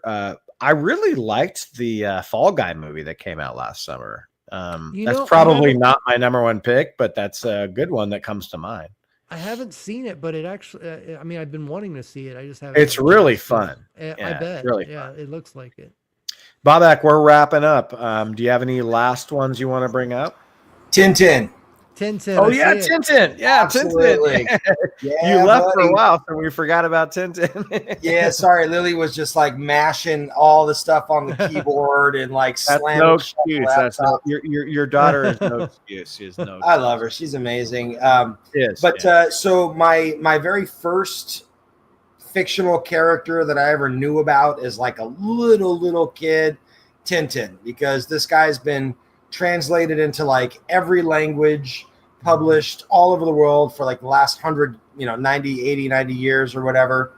And there wasn't his story in the Bible actually, but it was. No, I'm just kidding. Yeah, originally, yeah, it was Cain and Abel and Tintin. And Tintin. Of course, yeah. But the TV show that was made from it, I think it's probably a Quebec, like a French Canadian thing. I think it was like a Belgian Quebec mashup or something. It was the Adventures of Tintin, and it was a two season TV show that was made, and it was just literally the comic books. I mean, just absolutely the imagery, everything page by page. It was just all straight up. We're going to take the comics and we're going to put it onto the TV screen. And it was just so good. I've only ever known about that just from the TV show, just from recently, like on YouTube. There's all kinds of stuff up on YouTube. I think Amazon has a few of the episodes for free. And I just honestly, like, I never watch anything twice, but like I've watched the show over and over again, like every night just before I go to bed. That's and cool. The Tintin movie, Theodozord, have you seen the Tintin movie? No, I haven't. It was never Tintin was never one that I got into. I know it was in the comic strips as a kid. I know that there was the Adventures of Tintin that came on, I think, Cartoon Network at one point. Yeah. But it was never one that I really got into, like, hardcore. Well, the movie, I just can't sing enough praise about it. I mean, they really did it well. I have this thing about, like, authenticity. I want the original source material just showed to me with today's technology and stuff like that. And so this screenshot that I have here is an example. It looks good. It looks real good. Oh, it's great. Yeah. And the thing about it is that what makes it look so realistic is that they do this thing where the actors, they're doing they'll do the green mask. Yeah. But they'll dress in costume. Yeah. And they'll have the set, part of it green screen, but part of it actual props. So it's really difficult to like see which parts are real and which parts. Yeah. Because they blend them. They blend, and it's blended so well. I mean, I can tell just from the images. Because I remember when the trailer came out as well, I couldn't tell if it was actually all filmed real, like a live action, or if it was CGI some. Because they just did such a great job blending it. And the reason why I'm putting my arm up here with the arm hairs is because, like, on the second watching, I was like looking at the actor, Andy Serkis, or where the guy who played Gollum, the guy who like created motion capture performance. He plays Captain Haddock, which is Tintin's like his buddy or whatever. And so I was looking at the arm hair, and I was like, no, that sweater is real. The arm hair is real. The freckles, the arm is real, and yet obviously the face is CGI. And it took me a couple of viewings before I could finally see how they did the effects. Yeah, it's just so well done. And this scene right here, it's the opener. The thing about the Tintin comics is that the author, the writer, the creator, Hergé, he always put himself in every book as an extra in the background, and like some dude walking past in the crowd. Yeah, almost like Stan Lee in the Marvel Cinematic Universe. Exactly cool. like that. Yeah. That's and cool. So what they're doing in this scene is Hergé is just a street artist out in Belgium and Brussels, and Tintin comes up and he gets his portrait done as a cartoon caricature. Oh, that's hilarious. And Hergé looks at Tintin and says, "Your face looks familiar. Have I drawn you before?" And I fell in love with it. I was like, okay, these are fanboys. They're making it authentic. They're having fun right. with it. Yeah. Oh, yeah. Cool. And it's little things like that. And the challenge when you have an adaptation from like, any genre to the other, how much of it can you actually show, especially with the books, to TV and stuff. And the great thing about this Adventures of Tintin movie, and the cartoon was the same name, Adventures of Tintin, so easy to confuse them. But the movie, they took multiple books and just squished them all together, and they did some little filler stuff, but it just turned out so well. And it's one of those things where, like, I wish they would have a sequel. They kind of teased about it a little bit, but no one ever saw it. Didn't make money, but just so well done. And cool. I really feel like that the motion capture part where it's live actors, but with just some CGI, it sells it so much more than this is a fake like Jar Jar Binks from Star Trek or something. Yeah, You're selling no, it- it confuses the eyes because unless you're like paying like a close attention to it, like if I were just walking by a screen that was playing this trailer, I would have just immediately thought of it as live action, live actors. It's just that well done. I definitely yeah. can see the production value that was put in to that movie. Like I said, it wasn't one that I got into, but I'll give it a watch. Yeah, check it out. Andy Serkis, preeminent motion capture, but that's all, also yeah, he's all you great. have to But say. also Yeah. Daniel Craig plays the antagonist. Mm-hmm. Jamie Bell, which is not like an A-lister, but like I like his work. He did some. The name is the Culper Gang. I forget what the TV show was called, but Jamie Bell, who plays Tintin, he's a good character actor, and he really kind of pulled it off. But they also have those two British actors. Golly, let me get their names. You've seen them from like Shaun of the Dead, Simon Pegg and Nick Frost. Yes, they are a great team. Yeah, They're that's great. awesome. Yeah. And they play these two bumbling twin detectives, Thompson and Thompson. So they just basically play themselves. Exactly. Yeah. Just they play themselves, but in character. And it's just a fun ride all the way through. My That sounds cool. all-time favorite. Yeah, check it out if you got a couple hours free. Well, I'm Good definitely going to adventure. be checking out the Golden Compass. That sounds really cool. That sounds really interesting. So I'll Yeah, check that one yeah. out, and I'll be putting this one on my list too. Especially if you love the pan-dimensional stuff and the familiar, the demons and all that. Yeah, for sure. Yeah, that's going to be something I can already tell I'm going to get into. Absolutely. Ben, you got another one to drop on us, or Thedazor, another one to drop, or what are we doing now, Ben? I think he probably Taking a piss. I think he's taking a piss or something like that. I think he's probably loading up a new drink and unloading the last one. Yeah, exactly. I couldn't really come up with one off the top of my head. The only ones, like I said before, was just Twin Peaks. I think that show is it was just mind-blowing. I thought it was more like a Northern Exposure type of show, like back in the day. And then, like, as I got into like David Lynch and stuff, and I found out, the guy that did Eraserhead and Mulholland Drive and stuff like that, he's a part of this.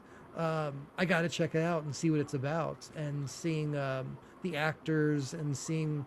Yeah, as the season progresses into he's into season 2, and just the characters themselves, the log lady, I mean, all the characters in that show are just so well established, and they're you get a feeling of their entire life. Like David Lynch just has such a way of doing such crazy things, but also getting you connected to the characters as well, and then bringing in the mystery of Laura Palmer, and it's a drama, but then there's all these supernatural elements that start to unfold, and the different the Red Room just blew my fucking mind, man.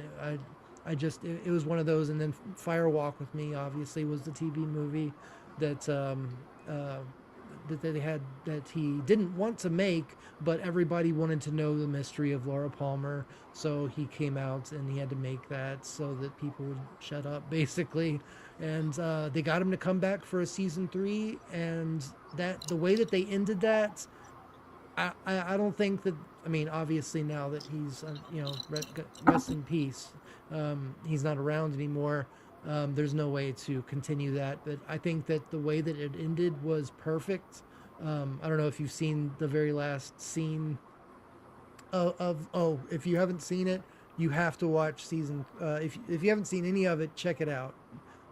It is brilliant. It is philosophically like mind blowing. It just gets you thinking. There's so much drama and love. There's it's like a soap opera that mixes in supernatural elements and comedy. The comedy in it is so subtle and dry, but so brilliant as well. I can't recommend it enough if you haven't seen it. Please, like, if there's one thing that I could recommend to you, it would be to go check that TV show out. I mean, I remember watching Twin Peaks, growing up. I definitely, it was a phenomenon. Yeah. It was just something that, like, so moody, so atmospheric. The tune, like, you just play the music and suddenly everyone's like, oh, and you're right. There was that supernatural thing with it, with like who killed her? Who killed Laura? Yeah, and then the giant, and then the one-armed man, and the little person, and they speak backwards and stuff like that. So creepy and crazy at the same time. Just and then just I love theorizing about films and TV shows. I always remember, wasn't it the small person that was the arm? Yeah, just the whole yeah, exactly. And they never really made sense of it. It was just like a thing, No, they made sense of it. Okay. It was broken down. Go back and rewatch it. That's a tough rewatch. I don't want to spoil it, but it definitely, there is an explanation for who the little man is as opposed to the giant, what the red room represents, and the log lady, she has a very important role in it. She's like the prophet, if you will, for the show. There's so much to get into. There's whole theses written on this show, and they just blow your mind. I think David Lynch is one of the greatest thinkers of modern times. I agree. So did they ever reveal who killed Laura? Yes. Yeah. It's in the movie Fire Walk with Me. It's her father. It was her dad. Well, it was her dad with a supernatural entity that had taken over his right, body. or you could interpret it as that's who she sees as like the demon or whatever. But But her dad is the one that was in the bedroom raping her and doing all that stuff. But she didn't see it as her dad. She saw it as like the demon, the guy or whatever. Yeah. That's so kind of like you kind of knew that in the show. Yeah. I don't know if it was a huge reveal that people didn't already see coming. Yeah. But movie does it in this really horror movie way. Like Fire Walk with Me is a fucking horror movie. It is, yeah. It's very terrifying. And then they bring in the owl ring, and it has like a supernatural element to it as well. Yeah. But the whole essence of Bob is the demon basically that takes over, because I don't want to spoil it, but he doesn't just take over the father. After the father kicks the Bob out of his body, that Bob scene when he emerges from the bed. Yeah. Fuck, dude, that's just freaky. Yeah. Everything Sorry, about it. Continue. No. Sorry. I don't want to continue too much because I want him to go see it, and I want him to see because the whole point I was trying to make is that since David Lynch isn't around anymore, there's not going to be a season 4, obviously, and I don't think I want a season 4. I think that the way that they ended it with, a new version of, just that scream that she had, that just, oh man, it just echoes inside you. Like, that was one of the best she's one of the best scream queens I have ever heard in my life. That scream will lay in my head forever. I heard a lot of people were very satisfied with his revisit to the franchise, so I guess you don't really need to. Exactly. with David That- Lynch, like you never need a conclusion to anything really, Yeah. so And it's that- okay. and that's his whole point to pretty much everything that he writes. Yeah. Everything's meant to be its own standalone thing, and that's what I like about him, because he doesn't need he always has a story that doesn't need to have anything added to it, because your imagination is what is going to fulfill the parts that you feel are missing. And that's, you know, he makes you rely on your own thoughts, and you know, anything. He's always said that whatever you think is the truth is the truth. I don't want to give an answer. That was the whole point of not giving an answer to the death of Laura Palmer, is that he didn't want anybody to stop thinking. You know, he wanted people to continue thinking about their own theories about stuff like that. So. Well, and the beauty of Mulholland Drive was it was going to be another Twin Peaks type show. Yeah. That the show they took one look at the pilot and they're like, "Fuck you." Yeah. So he turned it into a movie, brought people back, and made it a movie. But again, he never really intended that movie. I think he's quoted for saying like even the show is not going to conclude in any fashion. So it's like, I'm glad we got the movie then. We didn't have to waste like 2 fucking years for nothing to come to fruition or whatever, because Mulholland Drive is just gorgeous piece of cinema, you know. For sure.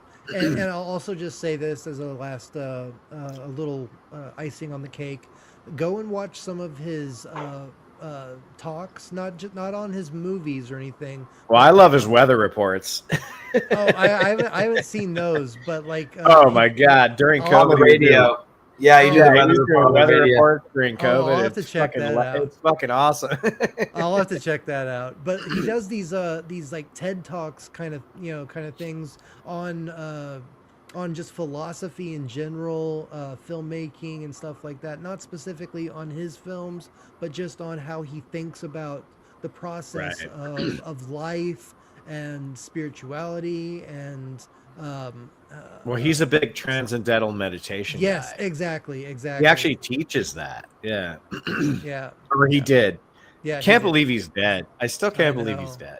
Yeah. I know. I mean, I can. He was a 2 or 3 pack a day cigarette Yeah, smoker, but yeah. I hate that he's dead. It's just that it's like with Jason David Frank, with My Hero, the Green Ranger, passing away. Unfortunately, he took his own life, and so it was very sad to hear, because he was always such a very motivational and inspirational guy. He was always so kind to every. Yeah, exactly. Cheers. Here's to you, Lemon Pie. Thank you. I've never gotten somebody say cheers to Ben. Well, thank you. Cheers. And cheers to Theta Zord, and cheers to Bobak, and Yeah. cheers to Canadian Spider-Man. Cheers to everybody. Yeah. Cheers to everybody. I'll end it there. Everybody. I love all you guys. Yeah, I love all y'all so much. Y'all are my family. I couldn't be more blessed to be a part of this family. So thank you. Well, I'm appreciative that you came on camera. That's never a prerequisite on the show. Like, you're always welcome to show up as you want. But I was actually like, I have more fun talking to people face to face. Well, So that's I was why happy. That's why I changed it. I took Skillshare. I got a free month of Skillshare, and so I've been trying to figure out the best ways to grow the YouTube channel, and the best ways for people to interact and engage with your content. And one of the biggest things was having a permanent setting, and for you to come, to be able to come on screen and get to know you, and not be behind a video or something like that. So I made sure to set up 3-point lighting. So I have a green light back there. I have a green light above me, and then I have a white light that faces here, so that You got a better setup than I do. Yeah, I really worked hard to get this set up, even though it's in an awkward spot. So You're a good-looking guy. Just show your face. Fuck it. Well, I appreciate that. I'm trying. I need to find me a wife. Don't we all? Don't we all? Yeah, I mean, I'm Overrated. Bobak would beg to differ. Oh no, I doubt it. I doubt it. Well, there's a Saturday Night Live skit where like this dude is gonna get married like the next day, and he's at the bar with his two buddies, and they're all drinking, and he's like, "Guys, I'm so excited about getting married. Like, tell me what it's like to be married." And they're I like, think I remember seeing that. Yeah. "Yeah, you're never gonna fight with your wife. It's blowjobs every day. It's just, you know, and like." It's just like filling him up. And this guy's like, "Oh, this is awesome! I can't wait to get married. I'm gonna go to the bathroom. I'll be right back." Yeah. And they go, "So you want to tell him the truth?" He's like, "Fuck him! No one told me." Yeah, exactly. Oh man, I was married briefly. I know exactly what you're talking about. But we weren't even having sex when we were engaged. So I was engaged and she was cheating on me the whole time. She got pregnant with some random guy at a a bar that, she man. worked at. Yeah, and I knew. Woo! Yeah, I'm gonna get me some whiskey, dude. That's brutal, man. Brutal. I knew it wasn't mine because we hadn't slept together in a long time. So I was just like, oh, he's gone. But yeah. I guess this is my show now. What's up, everybody? It's Morphin time. This is Theta Zord. Welcome to Hump Day Happy Hour. We are always open. I don't know what the fuck just happened there, but yeah, dude. I'm so sorry to hear that, man. That's yeah. I mean, it sucks, but you know, it totally sucks, dude. Yeah, like but, fucking shit, man. You know, at least I'm not, you know, beholden to being with her anymore. You know? No, but there's so many things that happen in our lives that make it hard to trust people. Yeah. You know, and that's Jesus Christ, man. Like, I mean, look at this PSA. What are you doing? I'm so high. Nothing can hurt me. No. Oh, Harold and Kumar. I love Harold and Kumar. It's so fucking great. Oh, dude, yeah, that's rough, man. Oh, I mean, fuck. I'm a divorced guy, but I mean, she didn't. Well, yeah, maybe she probably did cheat on me, but I don't know because who knows? Yeah, this. No, one, she probably did. Yeah, this water under the bridge. Exactly. I know exactly when she started cheating on me because it's when she started accusing me of cheating on her, and she was always very. She would always start shit with me basically about how you know, I'm looking at other girls and stuff like that. And well, let's talk about this. Project? No, it's all right. I'm just kidding. Yeah. So but luckily, you know, that I'm not a part of that anymore. I don't, you know, I'm not beholden to any child support.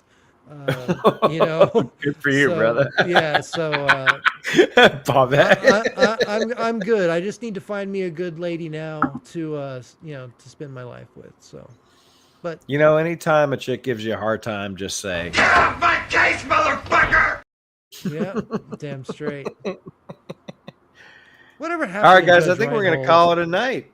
We've been about three and a half. This is good. I'm so stoked that there's still people watching. This is wonderful. Yeah. Theta Zord, you are always welcome. You know that. My pleasure, and you're always welcome. I haven't been on your show yet. I will come. Yeah. But I will come. Yeah, that's what she said. We will all come. We will all come at the same time.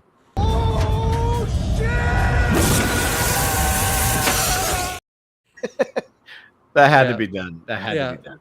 Yeah. But anytime. And I'm glad you came on right around the time Scotty had to jet. So it's perfect timing. Yeah. And I like a lot of your picks. I think this was a fun show. I was kind of worried that like people wouldn't be interested in the subject matter, but we had a lot of good stuff to talk about. Yeah. Bobak always does. Bobak pulls things out that I'm like, oh shit, I forgot that even. He's so much fun. Like the first time I met him, I could tell that he was just a fun guy to hang out with and like go see movies with. Oh, you have no idea. I met this guy my freshman year of high school, He's more fun than you could possibly. I bet. Yeah.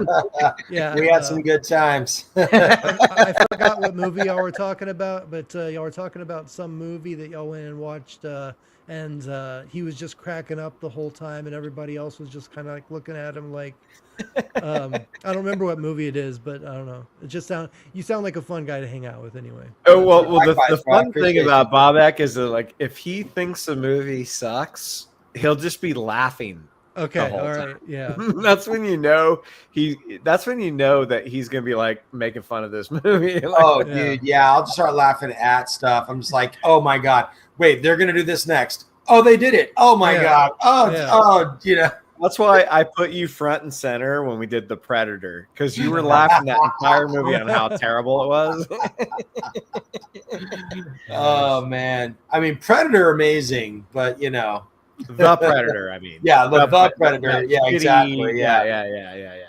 Well, All if the y'all- others, you know. If y'all like Mystery Science Theater 3000, Hell yeah. I do a Sunday show where we I'm doing royalty free or public domain movies, like we just did Mr. Sardonicus this last Sunday, and I get a panel of like me and Tony and Sean Carter, sci-fi model guy, and or File 13, just a group of a small little group of people to riff off the movie and just have fun with it and stuff, and we just had such a blast. So come by on Sunday and have some fun with us. Dude, and just send me a link, man. Yeah, all right. I'm usually free on Sundays, brother. Like, Okay, I'd yeah, love to. yeah. All right. Dude, what the fuck is this? Bobak, read this from Canadian Spider-Man. Canadian Spider-Man says, yes! See, that is it. Freedom! If I want to drink an bottle of vodka at 4 a.m. and book a flight to Istanbul tomorrow, no one can tell me no. Simple as that. You know what? That's true. Damn straight. Fair enough. As of right now, that's true. Hopefully it'll stay true, That is true, man. I mean, I wouldn't want to go to Istanbul. I'd rather go to Italy or Ireland. But that, hey, to each his own, man. Ireland and Japan are my two places I want to go. And see, I do want to go to Japan. Yeah. Bobak, you've been to Japan, haven't you? You know, I still need to go. I have not been to Japan, but I've heard wonderful things, and it's on my list. Dude, whenever I watch God, I love this movie so much. Why am I forgetting the name of it? The Sofia Coppola movie, Lost in Translation. When I watch that movie with Bill Murray and Scarlett Johansson, I just want to go to Japan Lost bad. in Translation, yeah. I just want to go to Japan so bad and do karaoke with Japanese strangers and gamble in laundromats. Hold on, Lost in Translation was ScarJo and Bill Murray. Yeah. You didn't see. Yeah, Never I knew it was Bill Murray, but it was Scarlett Johansson. Yeah, that was. Yeah, it's not a love story. It's like, what was she, like 12? Like, I mean, that was an old. No, movie, she right? was 20 when the movie was made, but they're not. They don't have sex or anything like that. Yeah, they're not no. like. Well, They're friends. they are The laying- beauty of they the do lay movie in is bed that they together. find themselves both lonely and just spend time together. It's that's amazing. Yeah. It's about Don't worry, the, dude. Bill doesn't pull out the old fucking 9-iron and give it to ScarJo. Bill doesn't pull out the Murray. Lemon Pie says Turkey has become a bit Totalitarian. Yes. Yeah, don't get me started on Turkey. My God. Oh. So yeah. Canadian Spider-Man has apparently been to Japan. I gotta go so bad. I gotta go. Canadian Spider-Man has a stream where he, because he's been all around the world, so he has photos from everywhere. So I just wanted to add that. Well, I'd like to say I've been around the world. I just haven't been to everywhere, But I mean, my favorite place in the world, dude, Perth, Australia. Hell Perth. yeah. They love sailors. They love the American. That's right. They love the American. You have an American naval accent. They're like, hey. Yeah, it's awesome when you go someplace, when you speak, they're like, whoa, where are you from? Well, yeah, because we sound like sound to them like they sound to us. Yeah. Yeah. Everyone's like, Americans don't have accents. I'm like, are you fucking retarded? Like, Yeah, see, I need course to we find do. a woman that doesn't that likes my voice, even though it's nasally and kind of weird. I need a girl fine. like You don't that. have a nasally voice. Oh, thank you. Canadian Spider-Man says, I've had a drink in the bar from the hotel in Shinjuku, Tokyo. Shinjuku, Tokyo. Oh, wow. Really? From one of those bars. Oh, sweet. Yeah. Yeah, he's those been that everywhere, movie man. makes those places just look like a fucking blast, man. Like, you just get fucked up and every local wants to hang out with you, which I know is probably not true. No, I'm sure it is over there anyway. I'm sure a lot of those places. Well, I've been to Singapore 3 times, and the interesting thing about Singapore is that, like, Lee Kuan Yew, who's the prime minister of Singapore and has been for years, wanted everybody to speak English because he wanted to increase the business. He wanted to bring in businesses from other countries. So it's like, everybody learn English. And when I went there, everybody spoke English, and it was the nicest.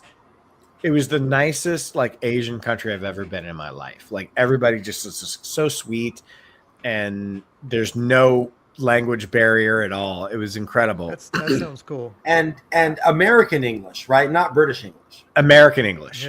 Yeah. The first Because time because Lee Kuan Yew is dealing with Americans. Yeah. Exactly. You want to do business. The first time I met someone from Singapore, I was in New Zealand, Asian dude. And, I was like, yo, hey, how's it going? And he's like, yo, what's up, bro? And I was like, dude, like, I'm from California. Did you just bro me? I mean, yeah, and I was like, oh, cool, because when you're in a foreign country, you gravitate, so I was like, oh, I'm an American. I'm from California. Like, where are you from? He's like, Singapore. I'm like, no, I know, but where in America are you from? I was like, never been there. And I was like, what do you mean, dude? You're speaking American English to me. I was like, this is how we talk in Singapore. And I was like, what? It was mandated by Lee Kuan Yew. That's so crazy. Because of I business. didn't know that. That's why they're the richest country. They're a small country, City. but they're the richest. But they're so per filthy capita. rich because he knew exactly what to do as far as, like, bringing in businesses from other countries. Like, speak English, we're golden. Like they're the richest per capita. And this was in, like, the early 80s. So it's like, That's now amazing. everybody there, when they speak English, it's not broken English. Like, they sound like they're from fucking San Francisco. Yeah, it's crazy, dude. And Lemon Pie is confirming Japan is closer to us than most nations, and the friendship is quite warm. Radioactive. I've heard that. Yeah. They've finally gotten over the fact that we incinerated. Yeah, no we don't want to talk about that. No.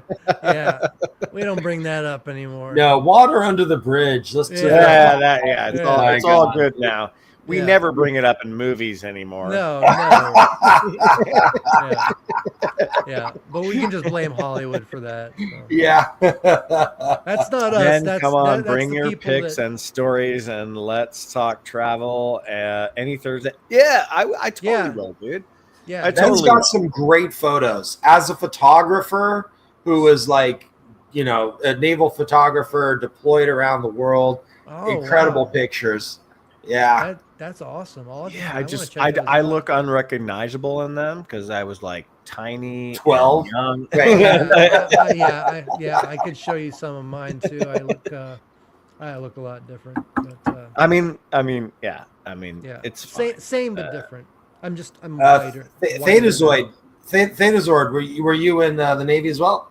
No, I was. Just at that age, younger. Yeah, I was younger. Yeah, exactly. Yeah, I put on a couple of pounds. I put on a couple of chins since then. As well. Exactly.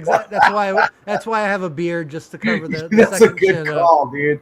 Yeah, you got to grow a beard, and, like, the bigger you get, the further down your neck it goes. Yeah, exactly. It's down to about here right now. What is Lemon Pie? What is CSM? Am I stupid?